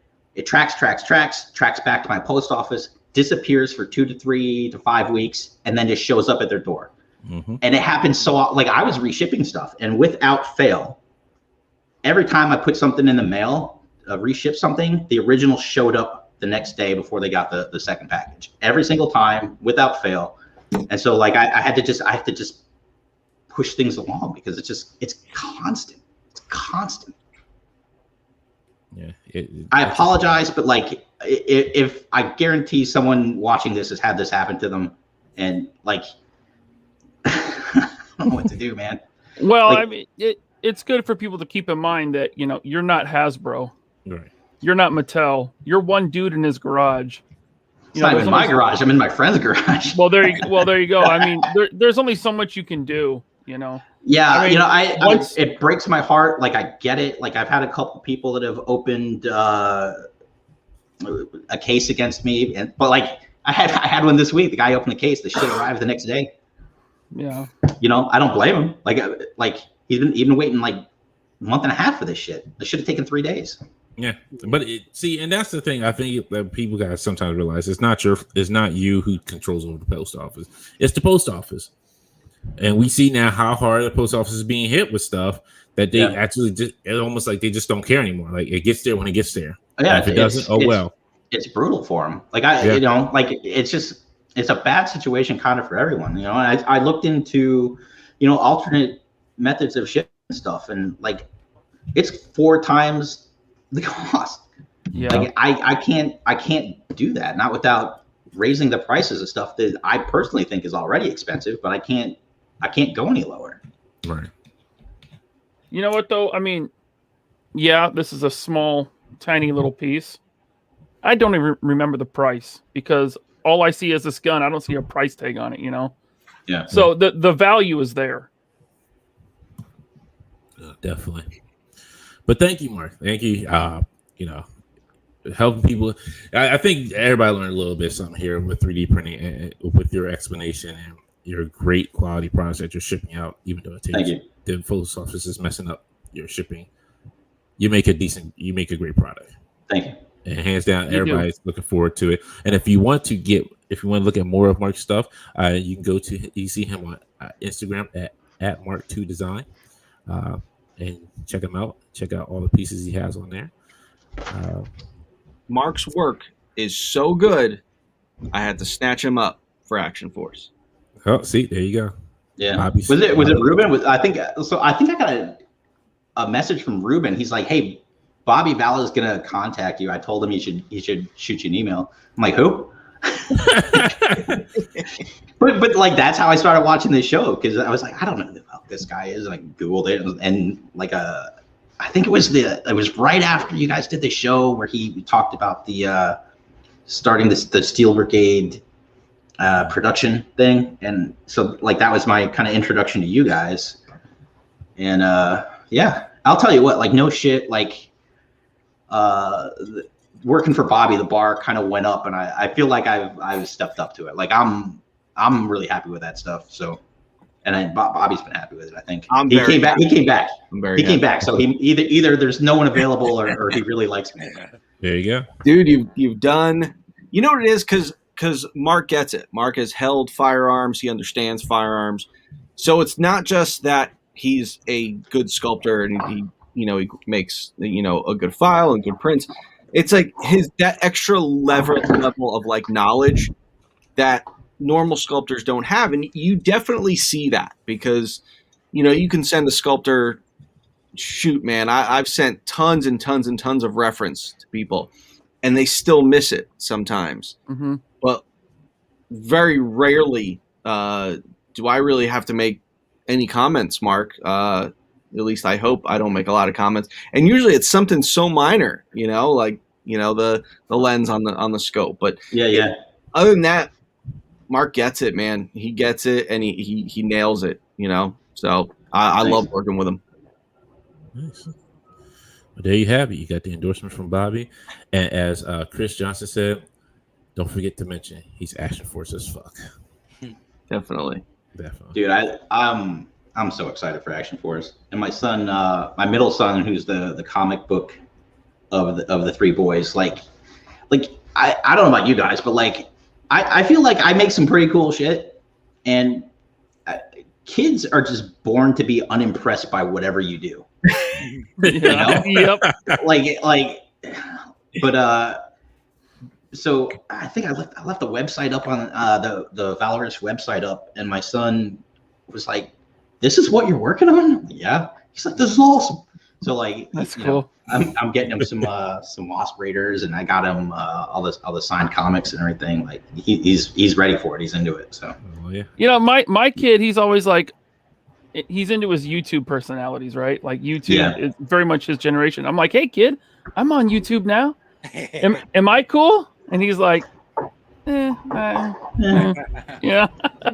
I'll tell you what, like I feel so fortunate to have been born in the 70s, be a child of the 80s, and get to experience kind of both sides of it, right? Like I look at my parents, like that generation, they can't do this.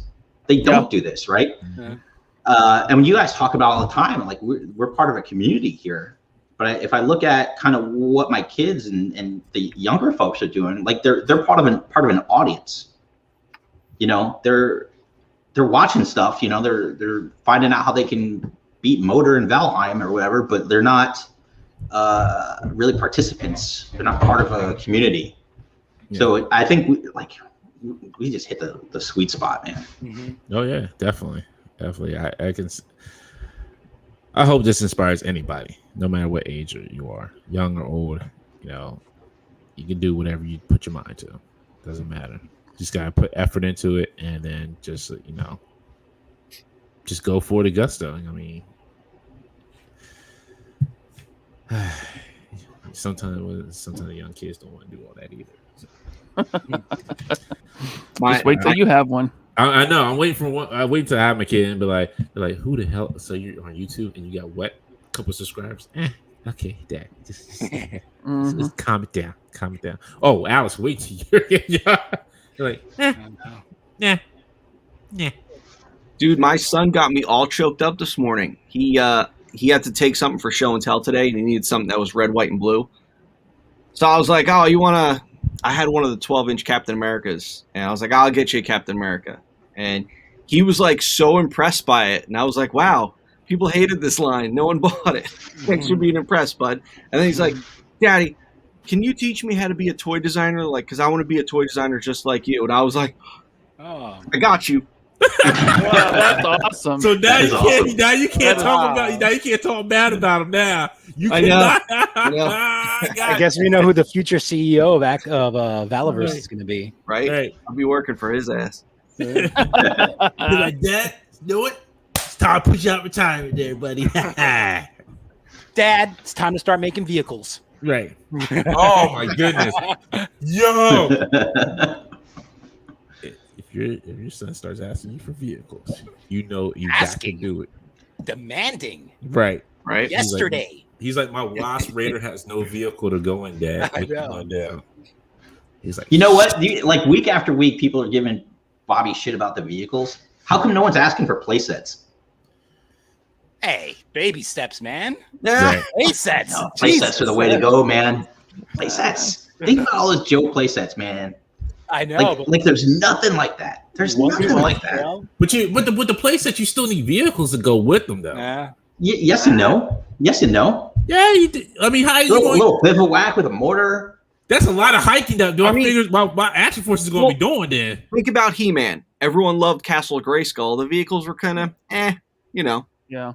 Yeah, but you knew they had to get around somewhere unless everybody's hiking. I don't know about that. He-Man's the only one riding on Cringer. He's the only one who got a vehicle, and it's an animal. I think the vehicles were pretty popular for the You had that stupid shark thing, and then what about the Talon fighter that connects on top of Castle Grayskull? Dude, you had the green vehicle that had the giant testicle on the front of it that just keeps going down. See, Josh Lambert, he said, "What about the playsets that are also vehicles?" Like your Coastal Defender, Rolling Thunder. Yep. The flag.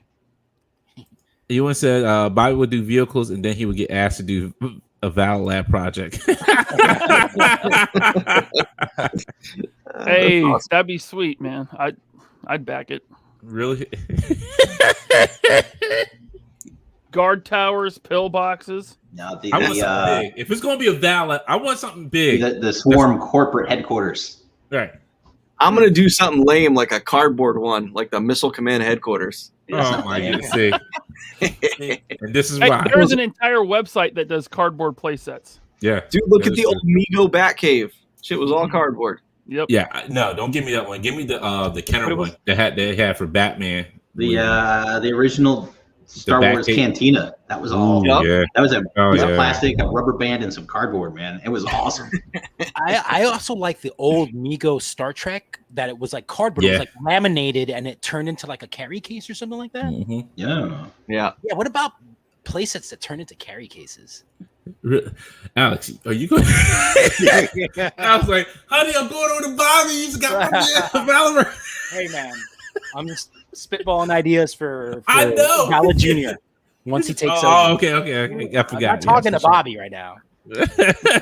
Hey, you know what though? It's a lot of talk. You better bring the cash when it goes up. Yeah, you better support it. Figures out first. I'm like, hey, I designed some stuff for your dad before. I can design some stuff for you too. He's like, No, you can. Then you end up having them when your dad was in charge. We didn't. Yeah. He's like, you're out of here. So you since you're gonna have your kid watching basketball, your kid gonna be like, he did something. And then you be like, you want to play some quarters against the wall? Listen, if he asked me to throw some quarters against the wall, I'm all for it, baby. Let's go, dude. I used to play street craps with my friends all the time. I lost my soul that way. So it was like, I had to win that shit back and eat it, just like on The Simpsons. Dude, we would play cutthroat-ass games of street craps. So listen, at the Valverse office, there's a nice concrete wall in the back. We're gonna roll some dice. Cool. I thought you were gonna say we're gonna throw some quarters against the wall. I'd be like, I'll be up there. Just tell me when we gonna do it. The quarters is an interesting game. I might have to try it out, but I'm a dice guy. I'm gonna be right there. I'm gonna be like Charles Barkley. Hey, what's y'all going on here? Hey, y'all playing quarters against the wall? All right, $5,000. $5,000. Oh my goodness. Oh wow. You used to play that shit at art school too, didn't you? What, dice? No, something, quarters or dice, one of the two. I used to try to get them to play dice. Because no one had money, so no one wanted to play. Clackety clack. Click clack, but this baby cash money. They wanted to play for like quarters. I was like, what the fuck? We're playing for like dollars. Get out of here. You was asking, can we have Lenny figure as a reward tier for Val Lab? Oh my god. And see, now you're gonna have old man Bobby with his son running the company, and little Bobby is gonna bring on Lenny to the design team of Valiverse. Oh, Bobby's gonna be there. You're out of the will, kid. Yeah, I saw that from Greg Miller. Yeah, I saw that. No, listen, hell no. I hope the company has been sold before my kid works there. I want to sell that shit and get out. Get out. Retire early. All right, folks. I got to see at least 3 movies come out. At least 3 movies. Trilogy? Yeah, trilogy, baby. With me in the background, like, hey guys, we gonna make it for this one? So we had the Marvel Fan Thursday instead of Friday. I guess everybody was gonna be taking a vacation this week, an early vacation, since it is Memorial Day weekend. They did announce a couple of new figures. They did announce a new retro card figure, which was Spider-Man 2099. You know, this one was getting pretty expensive on the secondary market. Was it? Oh yeah, yes. From the what wave was it? The it was either the Rhino wave or it was the Goblin wave, the Ultimate Goblin. It was that far back? Yeah, It might be. I didn't know it was getting up there on the market. Is this book still around? Yeah. Hold on. Well, he shows up in like the Spider-Verse. Well, that was probably like 5 years ago now too. Yeah, I think his book is still around. I think Spider-Man 20. If it's not his solo book, if he doesn't have a solo book, I think he might be in a team book. I loved it when it came out, man. I thought that was the first time I remember seeing like the little spider filaments come out of the fingertips. Yeah. You know, and that's not the first issue. Yeah, It was great. It was great. Yeah. Books. I didn't follow it for terribly long, but it was fantastic. Yeah, I like Spider-Man 20. I like the design of costume, and I also like the newer one that they had for him in the red and white and black. But this one, I thought they would put it on the retros and bottom. And they should at least the Sunfire Buck. Yeah, because this Pizza Spider Buck it's dated, and of course, I mean they're still using the Bucky Cap mold too, which it is a good body, but they have so much better now. Like if they would have put this on the Sunfire Buck, I'd be really excited for it, or the retro Spidey Buck. Yeah, I was surprised that they put it on this older Buck. Like I would have thought they would have went with retro Spider-Man wave. Yeah, action figure expert just corrected me. It was in the Hobgoblin wave. Ultimate. Yeah, that's right. It's so weird because I this Buck to me seems a little too skinny for him. Well, just the articulation is so dated. Like his legs are so limited. And by the way, this one, it has 2 left calves. Yeah, see, Colossal Customs was saying it, and I didn't. Yep. I couldn't see it. No, he's 100% right. Like this picture doesn't really show it, but like they went out that way. No, I don't think it's going out that way. I think doubt it's just the prototype. Yeah, the production pick. Yeah. I don't think they're going to have it come out with 2 left calves. Yeah. If they do that, then, oh man, it's going to be people are going to be snapping. But I mean, it's a good release because this thing is super expensive on the secondary market. So for new collectors just getting in, they want a Spidey 2099. Now you can get one at retail. And it's on the retro card, so a lot of people will pick it up just for that. Keep it carded. I don't understand why this is going up on the secondary market. Because it's Spider-Man. It's no longer available. And so, every Spider-Man goes up, dude. I mean, but people were complaining about this Spider-Man. They were like, oh, well, I want Spider-Man 2099. But they were just like, oh, now it's going up. I'm like, oh, I want it now. Like, do you remember the Ultimate Miles and Ultimate Peter Parker from the Space Venom wave? Yes. Those were clearance on Walmart.com for like $8. What? Look them up on eBay now. They've gone any old Spider-Man goes way up. Even the retro Spidey, just came out last year. You can't find that one. That's automatically like you're paying $40 or $50 for that one. Oh yeah, and it's only going to go up unless they keep doing re-releases. It said Disavowed said Rob Liefeld designed those feet. He probably did. He does That's have why like they're excellent. He has Darkwing duckbill feet. Oh goodness! And then we had to build a figure of the AOA Age of Apocalypse wave Colossus, Pirate Colossus. Rad, man. Yeah, I do like that design out of all the Age of Apocalypse designs.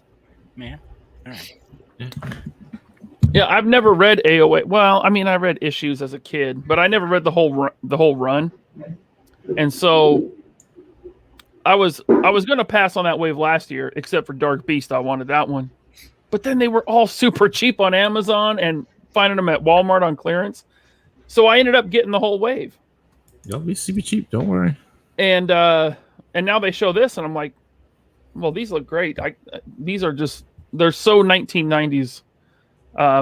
Yeah. Like I said, I'm going to the comic book shop tomorrow. I'm gonna pick up some old trades of Age of Apocalypse. I'm gonna read it, and I'm gonna buy all these. Hold on, I'm getting the whole wave. And don't forget to put on your pull list Tech Avengers. Yes, Tech on Avengers. Yep. Tech on Avengers. Do it. I absolutely will. Doing the art. Chamba's, who is a guest on the show, did the art in that book. So please definitely pick it up. I'm just telling you right now, pick it up. I'm gonna say it one more time. Pick it up. Yep. Get it. Just telling you, pick it up. Illustrated by the Chamba. Yes. So what? Hold on. What buck is that? Is that Unworthy Thor? No, he's not that big. Cyclops is not that big. No. Mm-mm. That's the Bucky cap. Is this Bucky cap? Yeah. I don't know. Maybe it's the shoulder pad. It just looks these a are lot digital bigger. render. What are digital renders too? So yeah. Okay. Because his arms look way bigger too. Yeah, these are all digital renders, so they may change when we finally see the final product. Mm-hmm. That's why I'm not taking like most of these like as like the final thing until I see like the actual final product. So I think every Cyclops was on the Bucky cap body. Yeah, I think. it was. Yep. Is his does he only have one eye, or is it just hidden by the hair? No, he only has one eye because Wolverine cut it out. He stabbed him in the eye, and Wolverine. That's why Wolverine has the one arm because Cyclops blasted it off. Oh, that's awesome. See, I got to read this book. You know, I just told you what it was. There you go. You didn't have to read it for nothing. No, I'm going to read it. And then our good friend, who we had on multiple times, David Nakayama, did the box art again for these. Oh yeah, for this whole wave. Yes. the Noxter. Oh yeah, okay. So Scruffy Nerd said Adam from Toy Migos, so Adam Van Wickler. It's the Bucky cap with new arms. Okay. There you go. Emo Clops. Now I did buy this. I did pre-order Iceman. Now I noticed too they're giving Colossus different hands too with these. I know why you're sighing. I think I know why you're sighing, Ryan. Because you know it's going to be because you don't had want the same question. It's not. It should not be rubber like the other Iceman. Well, it's translucent. Right. You want the I want white. Yep. White with blue. I want it to actually stand up. I mean, we've gotten so many translucent Iceman. You know, I mean, give me one that's white with blue, like, you know. Of course, I don't know what he looks like in AOA, but give me white with blue, like Spider-Man and His Amazing Friends. That's the Iceman I really want. Well, actually, this Iceman I thought was a little bit bigger in AOA. I don't think he was this small. Like he was like a big like piece and chunk of hunky ice. Like I don't know how to best describe it. He was a big piece of ice. He's Iceman. He's ice. Like what do you want me to say? Like he was an ice sculpture sized piece of ice. Ryan Sweeney said David Lee Rothklops. It's so 90s, man. Colossal Cousin said this wave is good. My only gripe is Cyclops is the only villain of the wave. Wish there was more villains. See, you don't even have no villain. Who they gonna fight? Sugar Man, Dark Beast, Sugar Man, Dark Beast, and Cyclops. Okay, 3. Apocalypse. 4. Yeah, there you go. That's not good enough. That's not good enough. Well, I mean, there's only 14 figures. Well, this is 16 figures. Damn. Well, 17 if you count the Apocalypse. Yeah. All right. So yeah, that's pretty good, man. I mean, it's only 2 waves so 16. Far. Okay. All right. If that makes 17 figures. If that makes you feel satisfied. Well, between the first wave and this wave, because okay. the first wave was 7, this one is 7, and then see 2 Build-A-Figures and the Apocalypse. Colossal Custom is count Holocaust in there. I don't count Holocaust in there because they haven't redone him yet. I really hope they do. Yeah, I would like to see him redone. I'm not going to count the older one in this as of yet. Yeah, that Holocaust and the Vampire Jubilee is the only two Build-A-Figures I don't have. And they're, I mean, I can't. Vampire Jubilee, the one in all black from Toys R Us Way. Yeah. Uh-huh. Yeah, her. I don't have that one, and I don't have Holocaust. Holocaust is selling like $300 now. Oh yeah, or Nemesis, whatever they want to call them. And then Jubilee, I just can't pay that. I think she goes for like 50 or 60. I can't pay that for that figure. Yeah, I just can't do it. The Iceman box art was balls. Oh yeah, and then you got Blink from the Caliban wave. I forgot about that. But she's still a good guy. Thank you, John Putnam. But she's still a good guy. Then you got Joseph, but everybody's gonna call him Magneto. Guess everybody's gonna forget about that too. The Mafex should be coming out pretty soon, hopefully, because Mafex is doing this version of Magneto. That don't look too bad. I did pre-order this one as well. Why are you pre-ordering Age of Apocalypse figures? Yeah. No, I pre-ordered Joseph, sir. Okay. Okay, that's who he'll be in my wave. My series is Joseph, not Magneto. Joseph. Because when he came at Age of Apocalypse, he was Joseph, and he was hanging with Rogue. It's all good. Doesn't Magneto don't him and Rogue have a kid in this series? I think so. Like I said, I tuned out for this.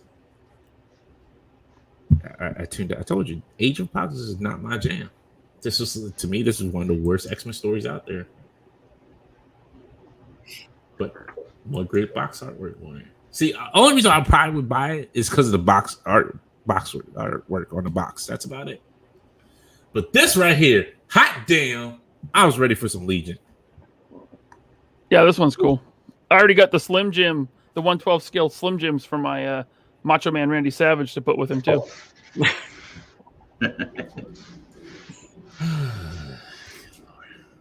I like how he has no shoes on, like he's John McClane. Looks like the a lot of reuse from Shang-Chi. Yeah, it looks good. Like the body they used for this one looks good. Hopefully they put a little bit of the shading in there. I doubt that's going to happen, but if they put that little bit of shading in there, I think this would be a good figure. It's going to come out clean. They do shading every now and then, not very often, but like Cyclops, they did it. Yeah, like this one, if you do it on Legion, it's fine. This will work. This makes it work. If it's just gonna come with that all blue without the shading, then it's gonna just. To me, I'll be a little bit disappointed in that. Now, this comes out in October. You think they have prototypes and not just digital October renders? has Repulse. It'll be out in August with other people. You're right. And you got Rogue. Yeah. With the moon boots. Yeah. I do like that head sculpt. That's actually, that looks like 80s hair to me. That's totally 80s hair. Oh, man. That's Joe Mad hairstyle right there. Blake, I am not flying through these damn figures. Like, yo. Looks like they put a lot of shading in her butt crack. Yeah. Look at that. That's odd. It's an odd choice.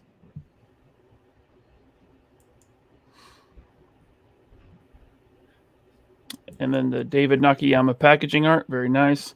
Now, okay, a lot of people don't like her head sculpt. To me, it's cool. I mean, I don't know. What's wrong with it? And she has Wolverine claws? I guess. Now, this one, you got me on. I don't know. I don't know. Isn't she Wolverine's daughter or some shit? It's Kitty Pride. Right, yeah. Is it?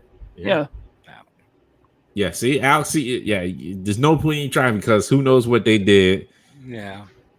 You know what, though, man? X-Men fans love storylines with alternate realities in them.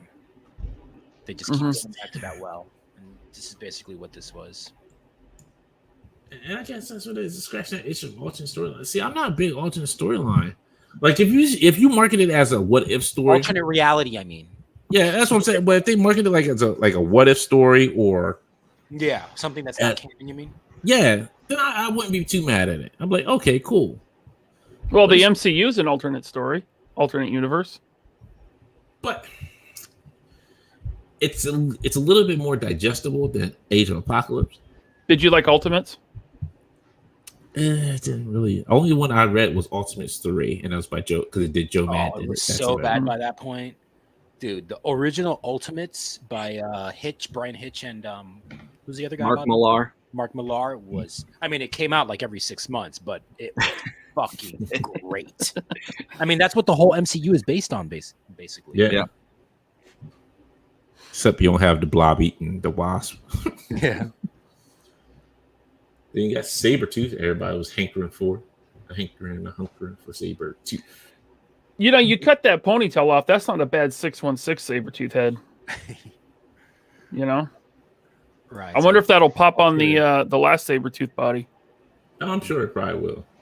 It looks, I mean, this one is supposed to be all new sculpt, right? So it looks a lot bigger than what is that, the Hyperion buck or the something? Yeah. I don't remember. Yeah.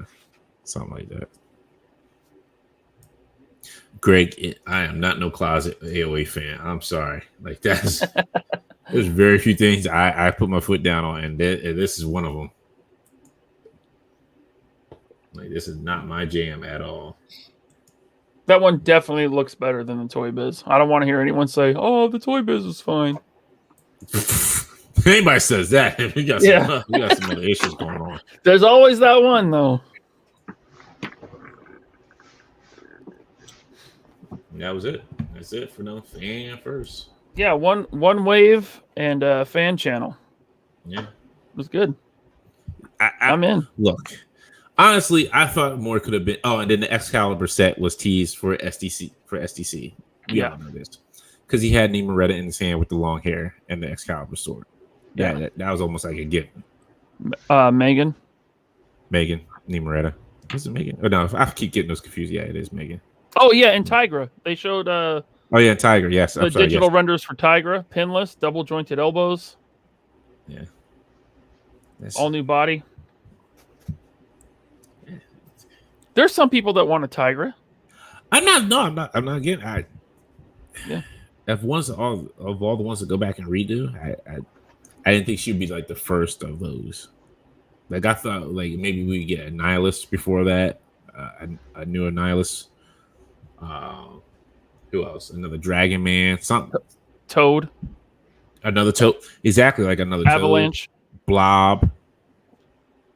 That first Blob is still, I don't know. I think it's still really good. He's still good. Yeah, he's still good. He's not too bad. I would like to see what they could do now with it. Sure. I mean, I felt the same way about MODOK, and then I got the new MODOK, and I'm like, okay, Hasbro. I see. Yeah, I was fine with the new MODOK. The new MODOK is much better, and I wasn't convinced it could be. I like how he holds all his own pieces in there. That's awesome. I don't have to lose no pieces now anywhere in the house. Yeah. He's holding his own pieces in his body. He ate his own self. That's awesome. And they showed all the Infinity Saga stuff that went up over the past 2 weeks, but we've already talked about that on the show. Yeah. So I mean, that could have been a half an hour that we could. I honestly say they could drop like that.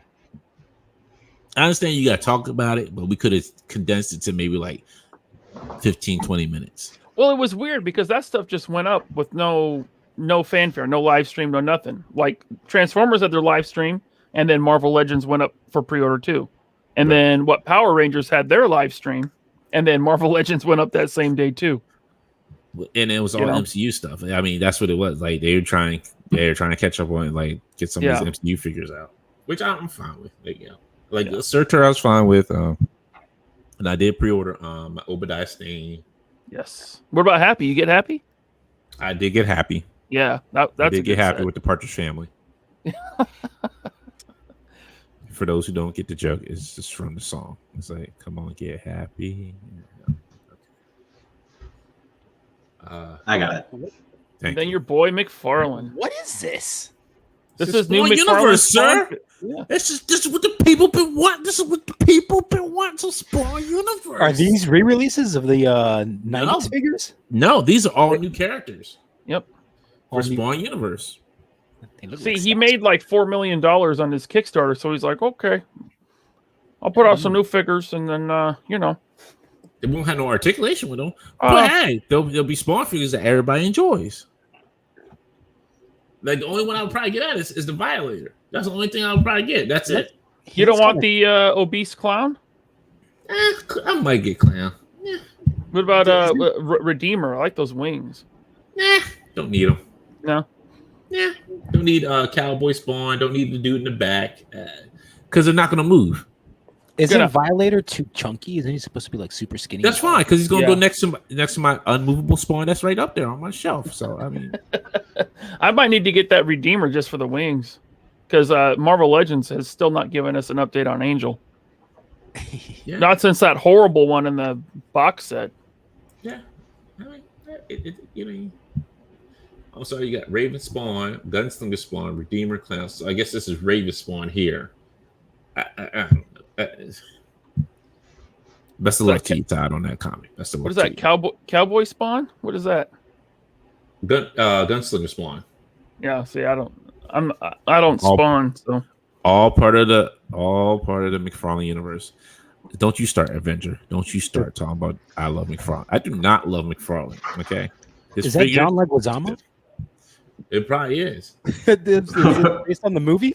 Yo, so let me tell you something. I was rewatching the HBO animated series last night. It's good stuff. And I forgot how good it was. Like the artwork in it. And then Todd Dress comes on there like his dark suit. Like I can see Bobby doing it. Like, welcome to Action Force. This is a story about a time when the United States is going to a different world. Alternate timeline in the US. Oh, no. I can see Bobby open up the cartoon just like that, but with Action Force gear on. Are they still doing a Sam and Twitch movie? No, I think that guy don't. This man can barely get the Spawn movie off. Right. You think you're gonna get Sam and Twitch? No way. Sammy? I read a couple things about it like a while ago and got a little excited. But I know, and he has frequent updates too. You know what I bet? You know what I bet you that Spawn movie hasn't happened yet because he wants too much control, Todd, and the movie studios are like, no. He had control of the first Spawn movie. And that's why it wasn't that great. Yeah. Exactly. Right, I know. I see what you mean. Yeah.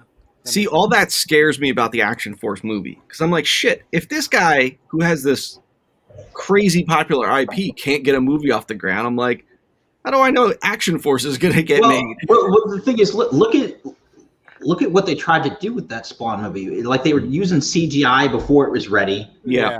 Like there were things that because Action Force is grounded in reality, there are things that you just don't have to worry about. Hopefully. You know what, Bobby? Your like no one's got a cape that's gonna do that nonsense. Bobby, your Action Force story is so timely, like unbelievably timely. It is. I think it'll get picked up, man. Yeah. Yeah. As long as we don't find out everyone's related. Yeah. Right. What if Blake says we got to do that? Right. Blake says we need an AOA series in the same format as Spawn animated. Actually, Blake, little did you know, Wolverine and the X-Men ended on that in their series. Yeah. Really?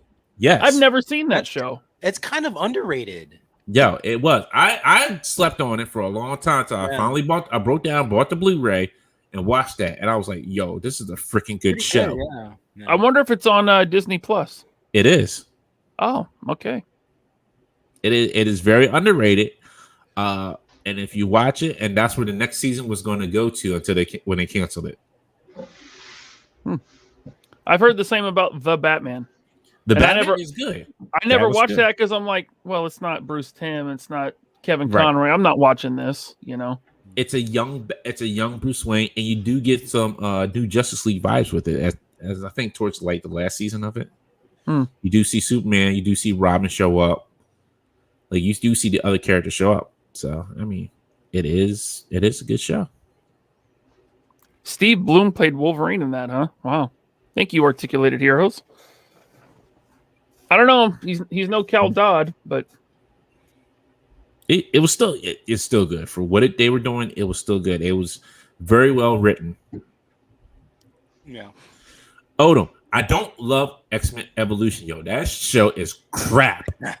Let me tell you that right now. Spectacular Spider-Man, I'm fine with. I love that show. X-Men Evolution is garbage because the age differences in that is ridiculous. Why is Storm in school with the rest of the X-Men and Wolverine's the oldest? Like, I hate when they do that. I hate it.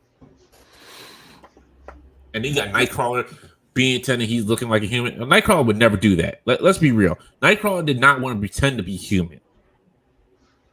Put on some little mask disguise. No. Nightcrawler was one of the best parts of the original X-Men animated series. I'm sorry, Scruffy Nerd. Yes, you corrected me. It's Scruffy Nerd says Storm is a teacher, not a student. Sorry. Yes. Ryan, you mean Pride of the X-Men? No. No, he's talking 90s X-Men. The 90s X-Men. He wasn't in animated. Yeah, he was. Yes, he was. Yeah, he was. He was in one of the best episodes. Yeah, with, just a guest spot. The one with Wolverine, right? Yeah. That was an excellent episode. Mm-hmm. That's one of the best of the whole series. I wish they would. He's one of my favorite, probably my favorite, or one of my favorites. And I wish he was part, like an original member throughout the entire Fox series. The subject matter they handled in that and the themes. Mm-hmm. When I watched it as an adult, I'm like, I can't believe this was in a children's show in the 90s. Yeah. It's totally way ahead of its time. Light years ahead of its time. And if you follow Larry Houston on Twitter, he points out stuff that they add in. Like there was new characters that they kind of snuck in there, and there was other mutants that they snuck in there as well that they technically couldn't use. Yeah. There was little quick cameos of Deadpool, Doctor Strange, Captain America. Even Iceman had a couple episodes. Yeah. Thank you, Colossal Customs. I appreciate that. He said that's the first thing I didn't say that was batshit crazy. X-Men Evil is trash. Nightcrawler is in 2 episodes of the X-Men the animated series. Yeah. 1 Nightcrawler and 2 Family Ties. Yeah, like I said, there were certain X-Men shows that hit it off. Wolverine and X-Men and X-Men the animated series. Great show. Pride of the X-Men, the very first X-Men 40-minute animated pilot. Oh, Australian Wolverine. Woo! The guy, Mike. Yeah. How you doing? She's just a kid. Yeah. So good. Yeah. I had the VHS of that. Did you see Retro Blasting's video about that? Yeah. That was great, man. Oh my goodness, awesome. Then we got clear pictures of Loki 2-pack. Did we go over this last week? I can't remember. We went over this a few weeks ago. Yeah. And we were all kind of meh on it. I mean, that modern Loki, I'm sorry, it looks corny. Come on. What is that? Is that what? No, thanks. That looks horrible. Kid Loki looks cool, but I mean, he looks like a statue to me. Yeah. No, that doesn't move at all. That's an accessory. Yeah, it's not gonna move. Hugh Jackman is Australian Wolverine in real life. Yeah, There you go. I was wondering if that was the reason. somebody watched it. Oh, we're getting an Injustice DC movie, so that's gonna be good. Animated, yeah. Yes, Yeah. I can't wait for that. Woo. That's gonna be good. You play the games, Dante? I played both of them. I wasn't too much of a fan of them. Oh, I loved them. I did a deployment where when the Injustice Mobile kicked off, and like everybody was playing it. It was nuts. Everyone had they created their own little slang terms for it and everything. You played swipe tap? What? Swipe tap. Yeah, I don't play that game. I don't know what game you playing. Yeah, man, like that's the way to do it, man. Like what was it? Star Wars Masters of Terras Kasi. That's still one of the better Star Wars games. Yeah. Like It's considered one of the worst. The fighting one? Yeah. But why? Right? Like because it didn't have a story. It was so much fun. It was so I- much fun if you actually sat down and played it. It was. I think it was yeah. just the mechanics of it. Yeah, were- exactly. That's what it was.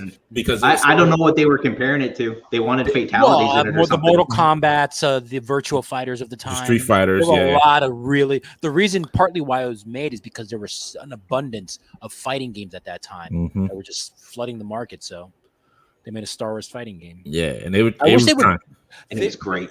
I don't care what you say. That game was amazing. Dude, I feel you because like I like a lot of the games that I like, the retro games, are like licensed like LG and really shitty games, but I like them because they're like, you know, you can fucking fight as RoboCop and shit. Yeah. Yeah, but like how many good DC games have there been? Like they just had to get their characters together and make them fight, Yeah, and it was awesome. yeah, Loved Injustice. yeah. Then we got Toddy Max back again with his DC figures. Now look, I like this Batman Beyond until you get to those wrist joints and the ankle joints. What is that, man? That looks horrible. That looks so bad, dude. I don't understand why you can't eat. Like everybody else can hide except for him. Oh, Todd. Yeah, I mean, look. Now that Mafex is in Mezco, I mean, they're putting out really good DC figures. Yeah. This is just like I have no interest. I mean, I do have a couple. I got the Gorilla Grodd. That one's great. I got the Azrael. The first one, that one's great. The second one's horrible. But you can see like some differences that they changed. Like the Superman suit's a little bit different. The Devastator, you can tell is a different shade of colors on him. Like it's a little bit darker on this one than this one. Doomsday? No, Devastator. Yeah, Devastator. Yeah, that's what. That's from the Dark Knight Metals. Knight Metals story. Gotcha. So like Batman like drinks like Doomsday DNA or something and becomes this, so that he can stop Superman. Yeah. Or he injects it or something. So, I don't know. I only saw the who's that dude with the purple stripe in his hair that reads comic books on YouTube? Comic Story. Yeah, him. I mean, I know Flash chest was like he looks like he's super buff in this. Like he just did chest day all day. No legs, no arms. It's just chest day. Got a Rob Liefeld chest. Yeah. Basically, the only one that looks kind of decent is Bizarro and the Green Lantern, but you know they're not going to really move, so it's just like, Yeah, but I'll wait for Mayflex to do a Green Lantern why did Bizarro get the Macklemore haircut? because he want to pop some tags. He only got $20 in his pocket. Come on, man. Okay, that makes sense. Yeah, that's all He wants to be free. free as a bird. Drives a Cadillac. Beatles. Or he could be free falling. Yeah, let's see. We got some Godzilla. Oh, this is my cat. X Plus. It's too rich for our blood. The That is an Mondo. impressive Hordak. Wow. Yeah, it is. I did Are you see Are you collecting No. those Mondos, Bobby? No. Are they expensive? They're about I- 2.5. Yeah, I think that one was $250. Let's see. Does it say the price on here? Yeah, it's $230. Yeah, plus tax, shipping, whatever. I mean, they look great. I mean, I'm not like I'm a Masters of the Universe fan, but I'm not that big of a fan to splurge on these. My only thing with the people that collect these Mondo Motus, it's like I question how deep they're going to get into it. Well, they've done He-Man, Skeletor, They've Faker, done, like, 5 Merman, different figures, yeah. Merman, Hordak. Now, I only know because I got a friend who he buys all of them. Oh, I think they're doing Scareglow, or they already did Scareglow. People might treat it as like a Diamond Select with Marvel, where they supplement here and there. So it's like, yeah, maybe Mattel's doing the best He-Man figures, but every now and then the Mondo one is like the one that like replaces that figure, just like in Diamond Select. Are they the same scale? I think No, these are 12. No, these are No. 12. Well, these are 12 inches. Oh, Yeah. okay. That makes sense. Looks Yeah. good though. Does look good though. Yeah, it's very detailed looking. I can see it looks like the case removable. What? Foam formers. Are they expensive? The man, Foam Horn says, are they expensive? The man was drinking barefoot last week. That's you, Bobby. Hey, man, I like what I like, But listen, I may buy $5 bottles of wine, but I buy really expensive bourbon, so I make up for it. Hey, I like that Carlos Rossi. You get like a gallon jug for like $6. That stuff's not bad. I'll have a glass of that every now and then. Now this has me hyped. I can't wait for this. Like I'm really hyped for this. This Bat Cycle. Forget the Batman that's on it. I just want the Bat Cycle. That's it. Right. Yeah, my Mezco Batman's That gonna is look a really good weird on that. Bat cycle. It looks like a tampon. Yeah. Does it do anything? It reminds me of like Blade Runner. It looks like a fucking gray tampon. Oh my goodness. Good night, folks. I can't wait till someone photoshops a giant tampon under that like Batman a string hanging out of the backside. But does it do something though? Like, and yet, like, does that stuff open up or? Like, it doesn't make a lot of sense. No, it's just the way that it looked in the Batman: The Curse of the White Knight in that storyline. In that story, Yes. Does it open up though? I don't think so. Yeah, it opens up, and then It it's does a giant piece of cotton on the inside. Oh, Stains on it. God bless you, sir. Oh, Then they showed off these. These look. Oh my goodness. These don't look good at all. This Shazam does not look good at all. no, these are all passes for me. Armored Batman looks like chunky Batman. That looks so bad. Look at his skinny arms coming out of that. No. Coming out of his Rob Liefeld chest. Yeah. Yeah, I've never seen Etrigan wear that like armor. He did. It's the new. I think it's not New 52. It's the Rebirth suit. I can't remember. And then he had Wonder Woman, who was designed by Todd McFarlane. Designed by Todd McFarlane. So Well, it's he not already- even official. It's just a design by him. Right, and he already did Batman in his own design, and that thing is a turd. Well, I mean, the that first Wonder one- Woman, I don't hate it, but it just But you don't love it either. no, I have no attachment to it because it's never been in a book. It's just Todd making up his own design. That's what Todd does. Yeah. Now this, I might actually buy. He can do that. Yeah, this one is going to make me break my no more Revel Tech rule. Yeah. This This one is looks- pretty nice. So this is from the Arkham Knight game. So you had the Arkham Knight here, and all his fancy is going to be. I don't know if they have a picture of him in color, but there are pictures of him like fully metallized in the colors. But he can switch out to the red hood. Yes, which is very cool. So you're getting two figures in one go. This is almost a buy for me. I might have to buy this. Oh shoot! The plane's in the airplane. Who's at the airport? Jeez. Oh, that's Mark. You must be like right next to the runway, huh? I'm not too far from BWI. Okay. That sound is low though. No, I I thought was gonna that say was- I Action thought Force that- Go. I thought that was Toddy Mac coming in his plane, dive bombing Private jet. Conte. Right. In the it's called the Violator jet.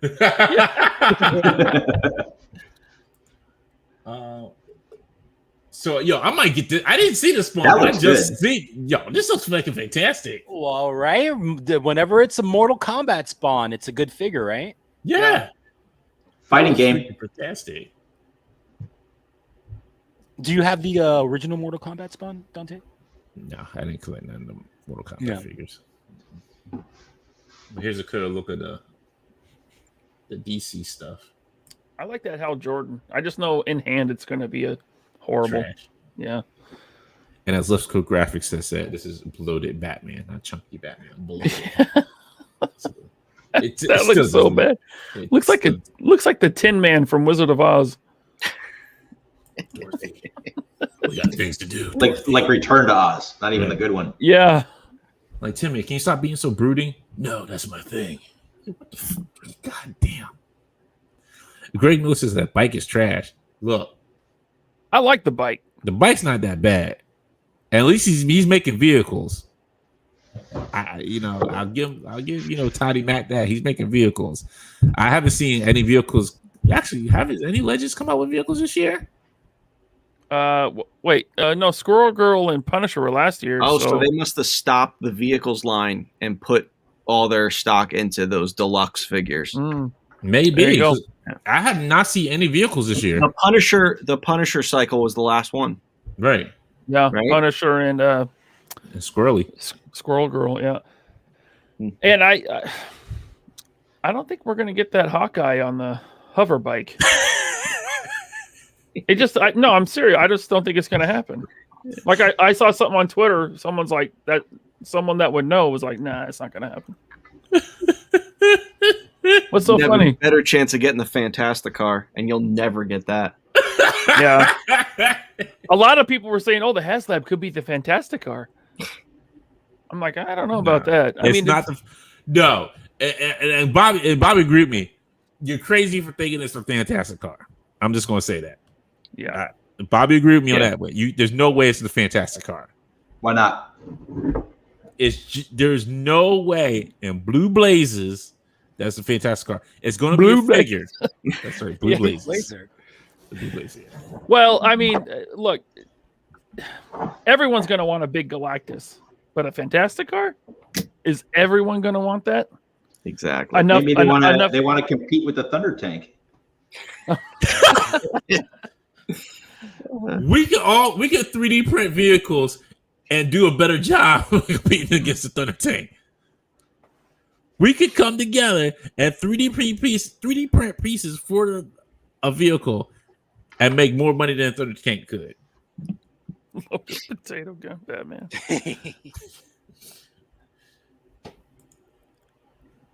Oh my goodness. Thunder Tank. What? I can't afford a Thunder Tank. That's what Lionel was saying. Like, yo, come on now. I'm on Third Earth. Like, yo, it's a broke place here. We got verbals. No, I passed on Solomon Kane. He passed on Solomon Kane. I did. I bought this. Super fan. Oh yeah.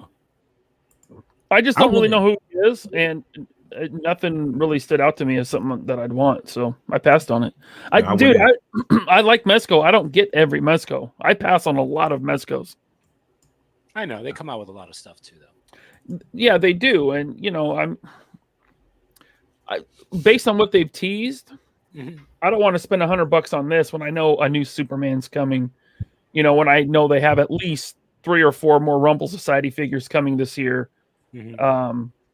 What else did they said they're going to have a G.I. Joe figure once every quarter. So I'm not going to get Solomon next. My money's on Storm Shadow being next. We can hope. That would be awesome. I'm shocked they led with Destro, right? Is that the one we're talking about? Yeah. Destro, then Snake Eyes. I told you. I said I gave away a secret on Jay's show Wednesday. I said, little known fact. They asked me to come in and model for a Destro head. They're like, can you just smile for us? We just need a big fucking money grabbing smile. I'm like, I can't. I was like, They're like, no, we need it bigger. Let's just say you were getting Action Force vehicles. I was like, they're like, that's the fucking smile we're looking for. That's all they had to say. I was down for it. I had the biggest smile on my face. Man, Greg Miller is getting angry, man. What's he upset about? Oh no, Hawkeye, Bobby's cheap wine, Solomon Kane. I don't see why people are upset with Solomon Kane. Like, this is a good figure. Well, I don't think anyone's upset with it. Just I'm down for it. Like I said, the movie was horrible, but I'm down for this figure. When did the movie come out? Oh shoot! Now you're asking a hard question. Is it like really old? Not that old. It came out sometime in the 2000s, but it was Solomon not Kane. I thought this was fucking Hugh Jackman from Van Helsing. No. See, now when I first saw the picture, I'm like, oh, they're going to do Van Helsing, and then the Solomon Kane logo came out. I'm like, okay. I'd never even heard of this guy. What was the name of the movie? Solomon Kane. Starring Robert. He's a character written by Robert E. Howard. Yeah. Okay. I got Yeah. 2009. Thank you. Yeah, see, but it was never like it wasn't like widely released for some reason. Pure Freud. Yeah, it was not a good. It wasn't like I said. It wasn't a great movie.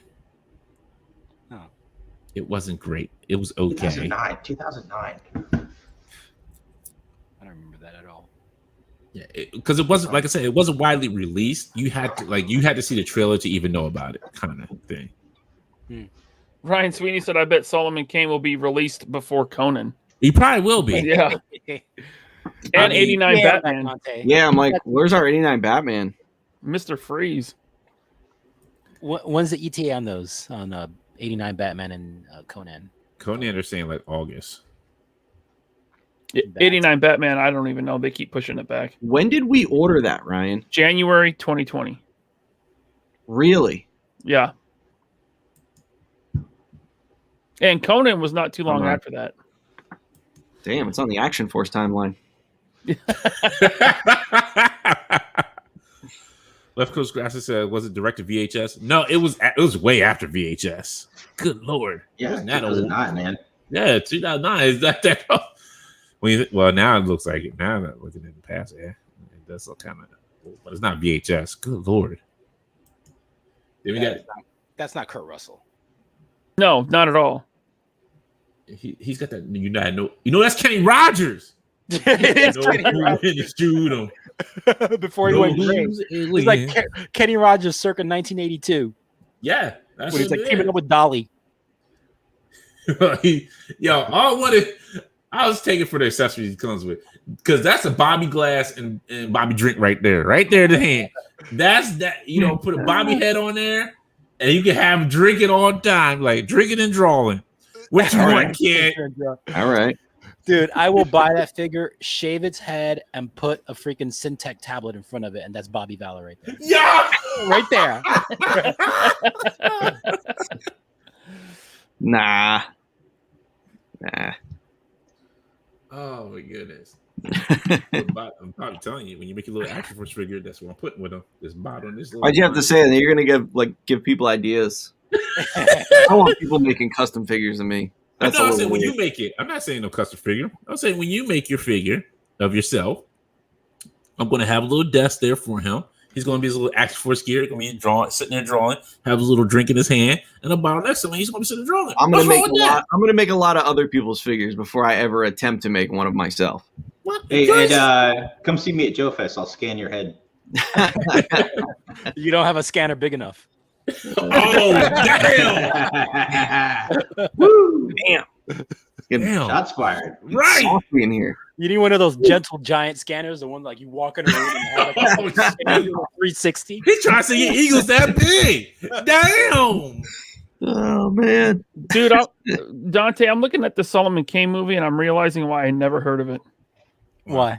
This is like a nobody movie.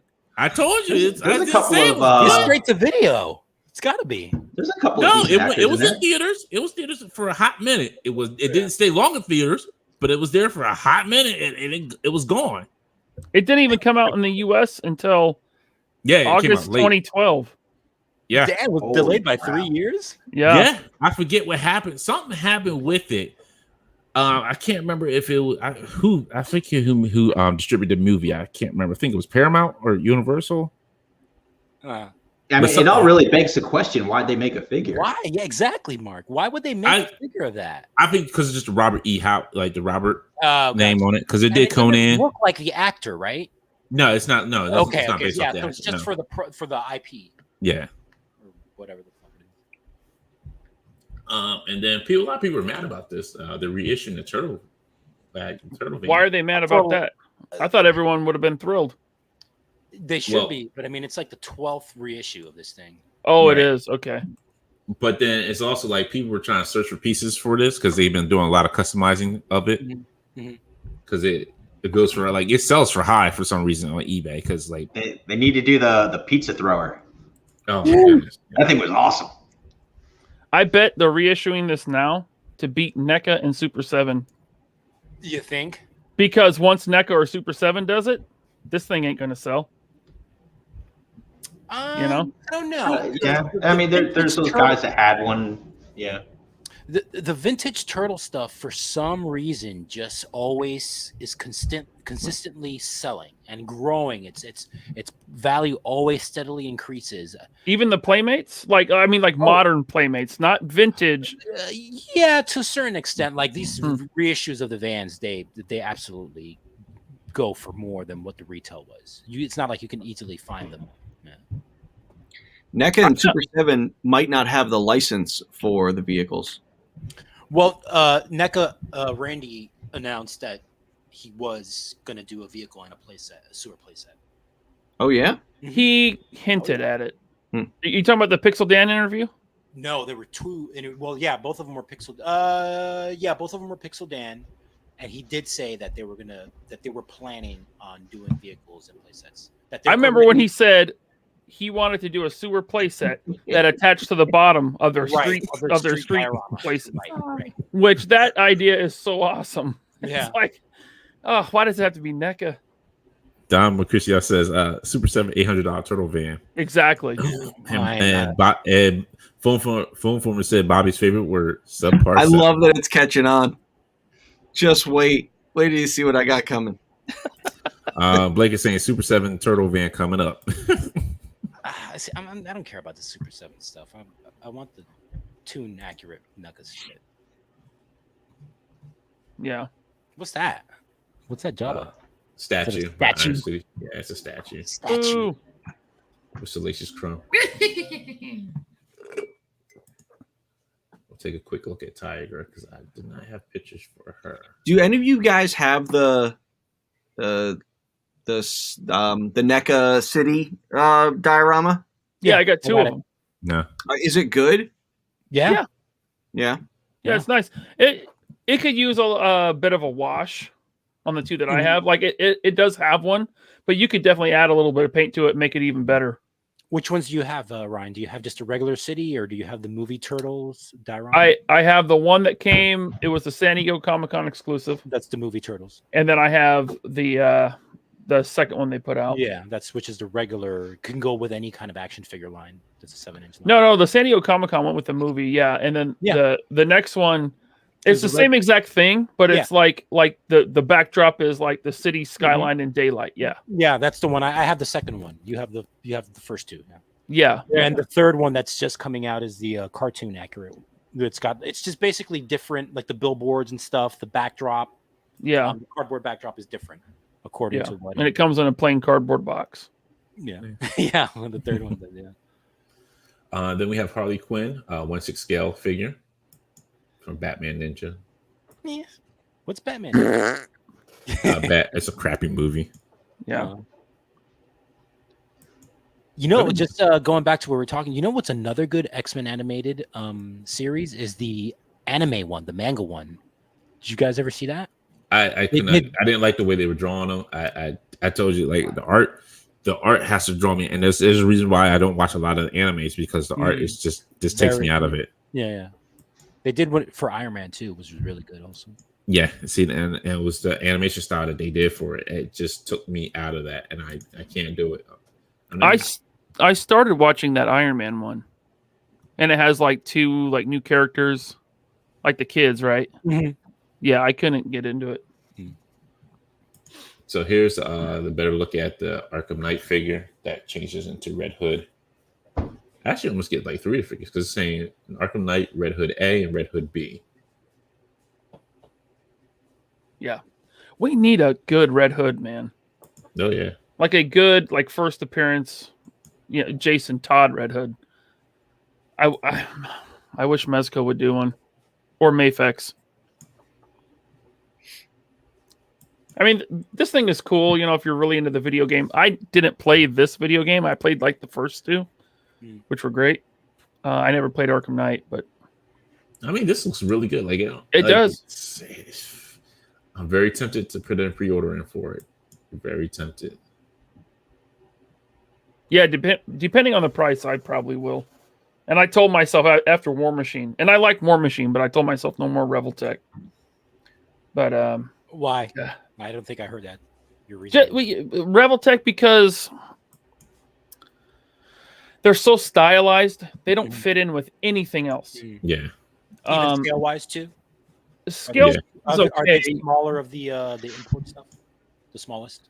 No, they're not. But they're bigger than figure arts. But they're just very, very stylized, and they have a lot of articulation. But it's like a jigsaw puzzle trying to figure it out. So they're just not very fun to pose. Yeah. So those two things, and the fact that Mafex is putting out great DC figures and Marvel now, and I collect Mezco. It's like I cut out Revoltech. Hot Toys, Miles, right? Yeah, with the Bodega Cat. Yep. I don't know about that rubber suit.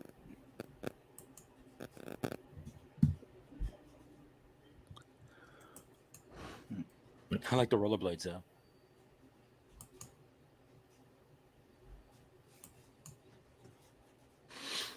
It's a 1/6 scale Spider-Man Miles Morales. Who's making this? It's not a Hot Toys. It is a Hot Toys. Okay. Yeah. Hot Toys. Yeah, so Hot Toys. So this is like their comic one, or is this based on the video game? This based on the is video game.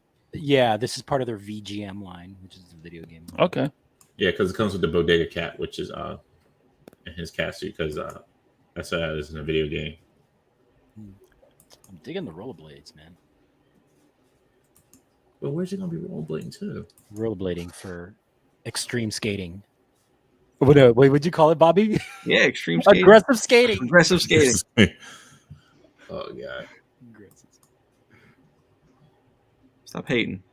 It's funny. Knocking over little lemonade stands. What the fuck is that Godzilla? What is that? Singular point figure by Tamashii Nations. Tamashii Nations. It just Singular point. So it's a I don't know. statue. Probably. Yeah, the silhouette doesn't look right. That mouth. Where is that from, though? That can't. Be Oh, okay. It's a new anime. It's a new anime that's coming on Netflix. That's what it is. That's A what it new one. is. They just did Yeah. 3. It's a new one. Yeah, it's a new one coming out on Netflix. It's called Singular Point. Godzilla Singular Point. That's what it is. Yeah. Huh. Yeah. All right. Let's go here to Instagram. And now we're going to. It's so funny. Every time I pick on Bobby, Fixer's just like #fire Alex. Mercy, y'all. My people are loyal. Oh no, it's gonna be tough getting to you for security at the show. All right, folks. So here's all our entries for this month's photo contest. A lot of great entries that we had come through. So we'll go through the ones that we chose. Ryan, why don't you go ahead and start us off? I chose the Wolverine versus the Hellfire Goons. And that is by the Mighty Most Jeff. Yeah. Lighting's on point. Those colors pop. Good pose. Good use of the blood effects. I really dug that. That's some good work. Alex, which ones did you choose? I chose a Mike Tyson one, and I think it's because he paid homage to the Mike Tyson's Punch Out. Or no, is that a cutout? Yeah, it's a cutout. It's a cutout. Oh, okay. Well, yeah, I chose the Mike Tyson one. Yeah, he did the he said the Tyson versus Burbick. Trevor Burbick, yeah. Yeah.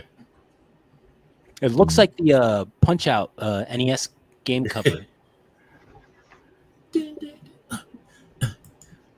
Bobby, which one did you choose? I chose the Leo one. That one to me was hands down the best one. This one here. Yeah, like Ratchet. great composition, great lighting. Like it was awesome. Like I love this picture. Those figures are probably the best Turtles figures ever. Those are the Revoltech ones, right? Yeah. Based on Let's the go for it. 2012 series. Mhm. Yeah, they go for some good money at this point.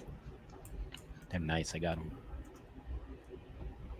And Ratwell just goes through and shows how he painted up the little turtle figure. So that you picked Rad Toyologist? That's who Bobby picked. What's Greg Miller's bugging me about something. Why got doesn't Alex speak up about these? I don't know. What are you We saying? got 1/6 scale here, and Alex is silent.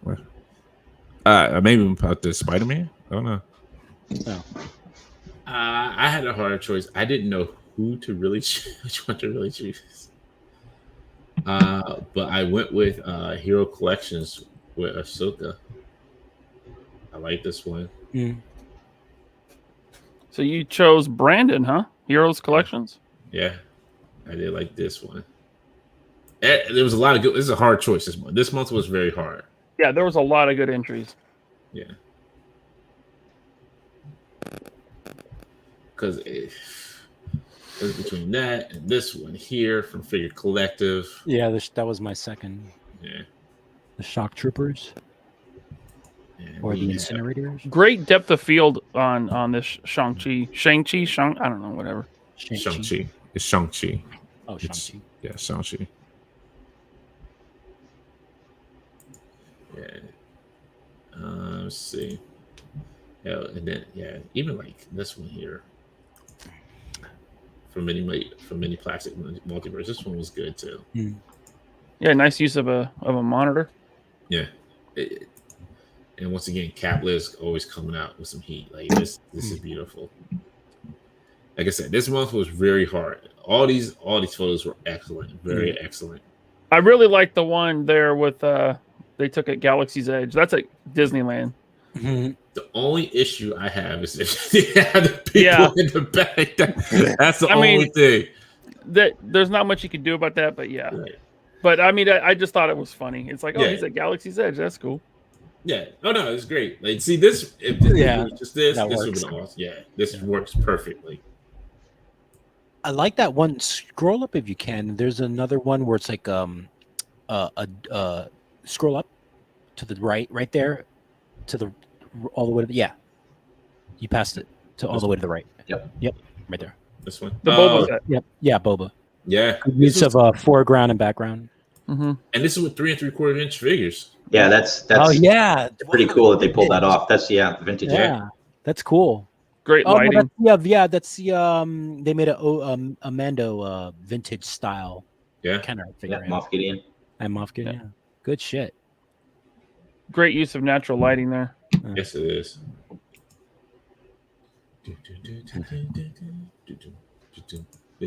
Yeah, the competition was stiff this month, man. More people are entering. They're up in their game. That's what I like to see. More people hit entering.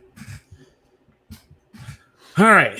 So we spin that wheel of morality that turns. We have to know what our lesson that we should learn for today. So how many prizes do we have? We have 3 prizes. We have the first place winner gets $50 and an Amazon gift card and a Major Blood. Second prize gets stands from Mario Dancing Studios. I'm sorry. The show is presented to you tonight again by Mario 796 Dancing Cooking with Mario 796 and Dancing Dance Studios with 796. We get all your dancing lessons and learn how to cook up a diet and learn how to cook fresh food too, using the freshest ingredients available out there.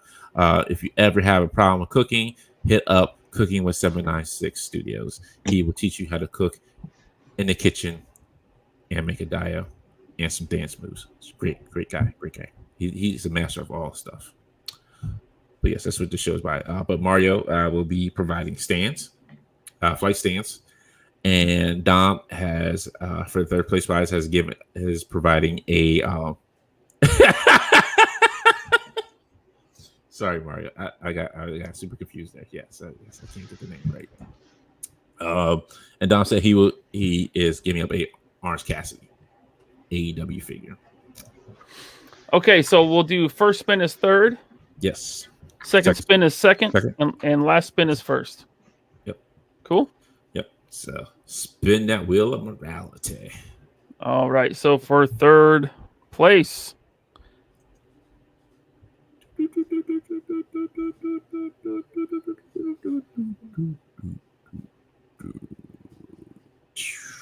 Hello there, toys. congrats. So Congrats, man. PM Infinity Equation on Instagram. Yes. No. Send over your address, and Dante will send the. Oh, I don't have it. Dom has to send it. I don't have it. Oh, Dom's going to ship it directly to him. Yeah. Okay, cool, cool. Dom Muchia Chiaro. Ha! I got that right. Oh my goodness. I told All him I mentioned his last name. Anyways. For some 796 Dance Studios flight stands, which I have a set, and they're excellent. Yes. Here we go. Best flight stands out there.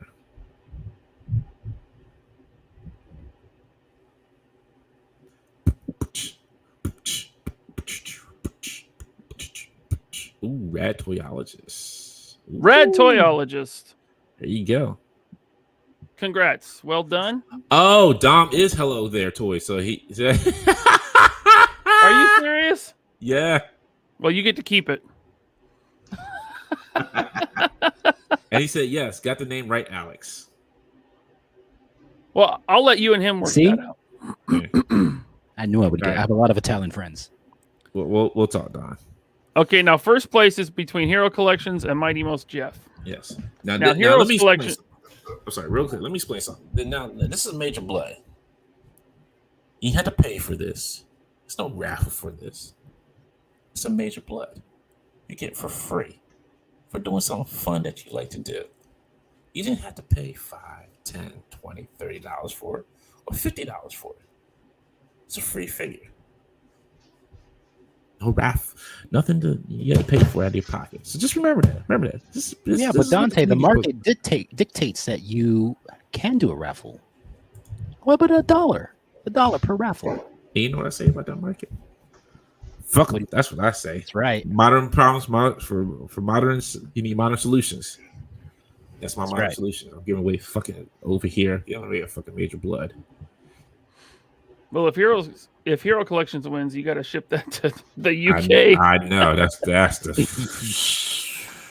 All right, so Yeah, I know. That shit's expensive. Oh, I know. All right, I shipped Dan stuff. I'm like, oh fuck. yeah. So the Wolverine shot or the what did Heroes Collections do? Ahsoka. The Ahsoka, yeah, that was a good one. Here we go. Is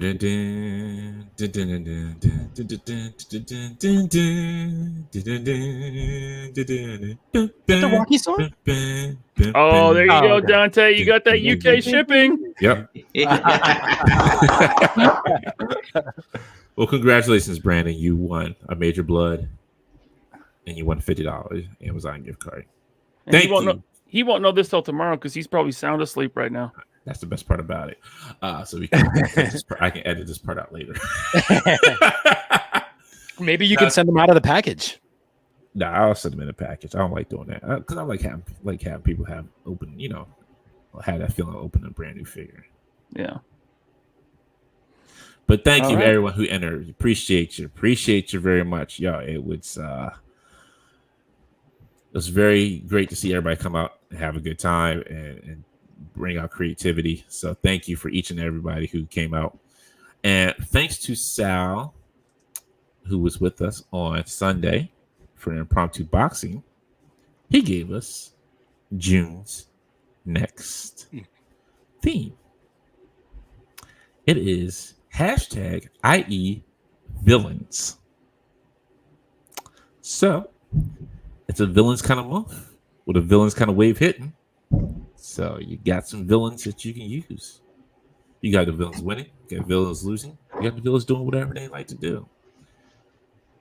It's up to you. But that is June's theme.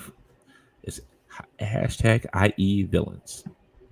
Get out there and find that villains wave at Target. Yeah. Well, I guess street you date is can't- June 1st. even though it's sitting on the rack, you can't buy it, which makes no Right. sense. Thank you, Target. You're doing great. That's the dumbest thing I've ever seen. Like, you put it out there so I can't buy it. That makes no sense. See, this is why I go in the self-checkout line. So I don't have to talk to nobody. I just scan whatever I want. Hey, the scanner's not working. What's wrong, sir? Look, I just want to buy this. Can you just scan it or type it in? Whatever. Just do whatever you need to do so I can buy it. Man, we had a good time tonight, folks. It's over? Well, you would think it's over for the weekend, but it's not. We will be back here Sunday with me, Alex, Fixer, and Dan Who. Pow. Mr. Pow himself. We will be doing the AEW pay-per-view. Woo. It's going to be fun. It's going to be some Orange Cassidy drinks. You know, I might order a pizza that day. I might just do that. Yeah. Yeah? What kind? I don't know. You might. You like Hawaiian pizzas? I do. I do too. I'm glad you do. See, Alex, I knew why I liked you for some reason. Bobby looking over here like, I don't know what these fuckers talk about. I just got things to do. Now I want pizza. Thanks. Yeah. You're welcome. Hey, at least I got you wanting something. It's 11 want some o'clock. Where am I pizza going to Wawa. find pizza at 11 o'clock? Thank you. They have pizza at Wawa? No, they just started serving hamburgers at Wawa now. Hamburgers and fries. I haven't had them yet. I bet they're good. I bet they're fantastic. They probably are. They're not 7-Eleven burgers, Alex. Okay, I just want to let you know they're not 7-Eleven burgers. But I heard it's like. See, you can't always go by what you heard. You gotta take a bite into it, like. Well, hopefully, there's one by the convention center in Augusta. So, right? We'll find a Wawa. We'll find a Wawa, sir. Okay. You're gonna take it back home. And you're gonna be like, You gotta go in the morning, get some coffee. yes. They got those. You can get any kind of breakfast sandwich you want, hot and delicious. Yes. I'm pretty picky about my coffee. That's the thing. I'm super picky about my Oh coffee. my god, that's the thing. Is like you go their little coffee kiosk has got anything you can think of. Right. Anything you can think of, and you make it yourself. It's not like they're gonna add a cream for you and put in too much or too little, or You do it. spill it down the side and hand it to you so it's all sticky. Oh, There are no Wawas in Augusta. Are you serious? Damn. Yeah. That's right. Don't worry. I don't hate Wawa. I've just never been there. I have no frame of reference. He has no. I'm willing to give it a shot. All right, folks. Damn, we've gone to 11 o'clock. This is the first time in a long time we've never gone to 11 o'clock. Good Lord have mercy, we had a good show. Let's keep going. What else is there? Let's beat that toying around record. No, at this point, we're going for the unparalleled record. So, you know, I was buying my toothpaste the other day, and just like, you know, it's just wow, how many brands of toothpaste are out there. And I was talking to this other guy I wanted to get on the show. His name is Bobby Valor, and I'm like, yo, Bobby, what's going on with these action force figures? Like, tell me a little bit about them. Like, yo, but you know how that is. You know, I think like get things done. You know, things happen and things with other things and things on top of things. All right, folks. Please do not forget to hit that subscribe button. We are trying to get our way to 1,000, and we would really appreciate you hitting that subscribe button. If you don't like it, just subscribe. You got to hit the bell. I'm not saying hit the bell to remind you. Just hit the subscribe. Go, please. We need 32 more subs. Please sub and hit that bell. Oh, the other day we needed 33. I'll say it. Hit that bell, baby. Yo, 32 to go. Please share the we already link. lost somebody before we even started the show. Way earlier because we only needed 32. We only needed 32, and then somebody unsubscribed, so it went to 33. Hey, what can you do, man? That was me. I'm tired of this show. I'm not watching it. I unsubbed. No, that's fine. I would do that too if I could. Mark, please tell the ladies and gentlemen where they can find you at. I am on Twitter at Mark2TWO Design, and I think it's Mark like a number 2 design on Instagram, Facebook, pretty much everywhere else. And check out the T.I. Joe 3D printing page. And if you get asked 3 questions, answer all 3 of the questions. You're not getting it And that's on Facebook. on Facebook. Yeah. Yeah. A lot of talented people in there. There are some amazing guys doing some Yes, sir. like crazy amazing stuff. I don't even know why I was actually even be in the group. I invited you because I met who did I meet? Artwan. and it was an awesome 3D printing group. So I was like, I got to add Dante because he's just getting into it. No, I've been into it.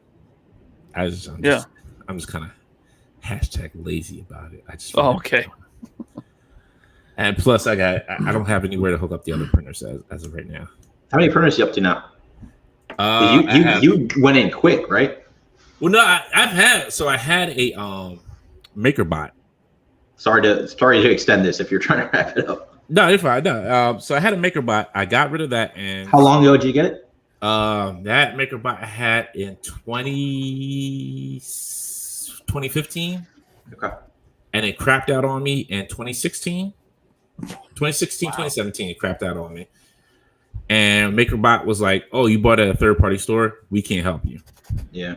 I was like, "So fuck you." And there's a really good documentary on Netflix called "Printing the Legend," and it's about the like MakerBot kind of coming up and it's kind of selling out too. But it's a great documentary if you're curious about 3D printing, man. Like, it's great. It's great. I bought the book off of Amazon, and I've been kind of slowly going through it. I forget the name of it. They said it was a good 3D printing book. I forget the name. It's sitting right over here, and I can't grab it real quick. But I traded in for a Robo R1 Plus. So I was like, all right, cool. I was going to trade this in towards it. That's cool. It was working fine for a while, and then I started slowly had to rebuilding that piece by piece. Yeah. I'm still trying to get that to work. I just got my first resin printer last year, the longer orange one, small one off of Amazon from because 3D Printing Nerd he said that was a good one. So I started off with that one, and then I kind of fell deep into Creality because they were having a sale. So I bought their resin printer with the curing machine, and that was altogether it was not a bad deal. You couldn't the prices are unbelievable even now.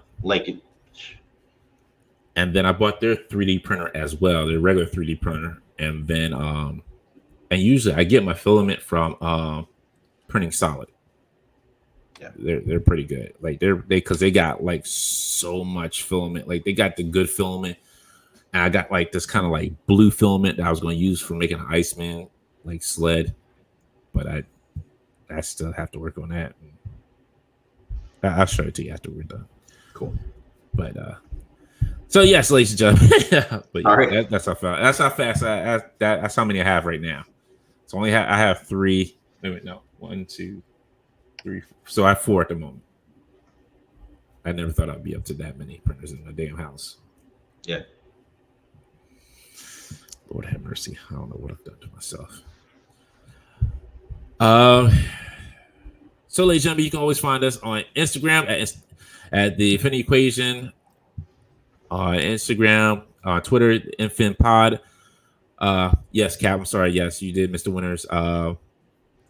We did choose our 3 winners. We have to talk about our third place. So I'll give updates on that later this week. Ryan, tell people where they can find you.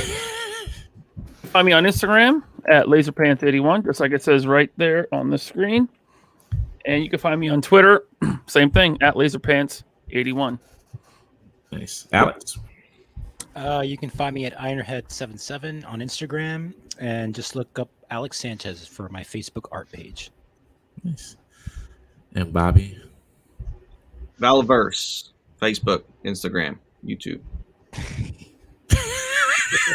And in about 5 minutes in his bed because he is looking tired. I'm hungry. You guys, you might not make it out of that chair. We're talking about pizza. All I want to do is eat pizza now. Pizza.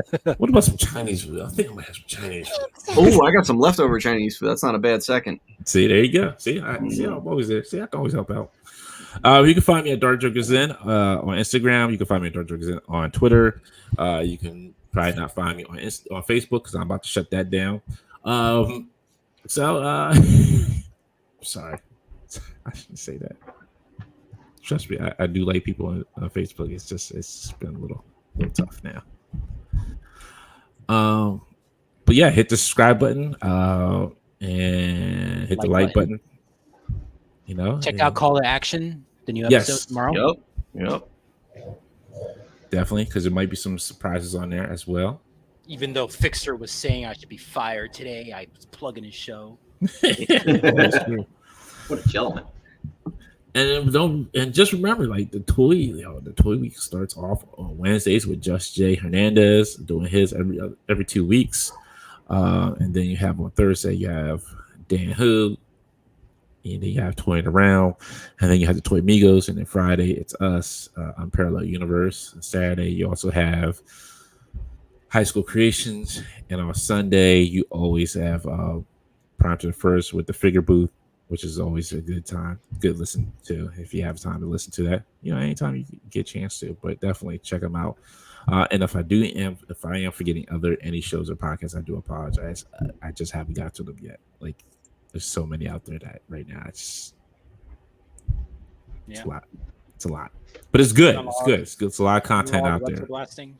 Yes, and retro blasting. Always good to check out. Network. Yo, like the lifetime of toys.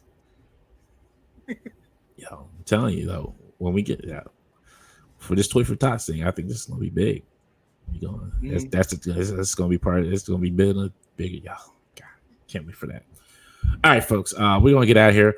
You all have a safe Memorial weekend. We will see you back here on Sunday for AEW's pay-per-view. So you enjoy your weekend, and hopefully if it's not raining, enjoy your barbecue. Enjoy your Action Force figures, and enjoy life in general. And just have a good time. Just have a good time. Just enjoy life for what it is, because tomorrow's never promised to us. All right, folks. I'll talk to y'all later. We'll see you next week. Bye. Oh, sorry. And next week's guest is Arthur from Unboxing Art. He will be joining us next week. So I did forget that as well. I'm gonna miss that. Damn it! All right, sorry. All right, we'll see you next week, next Friday. Later.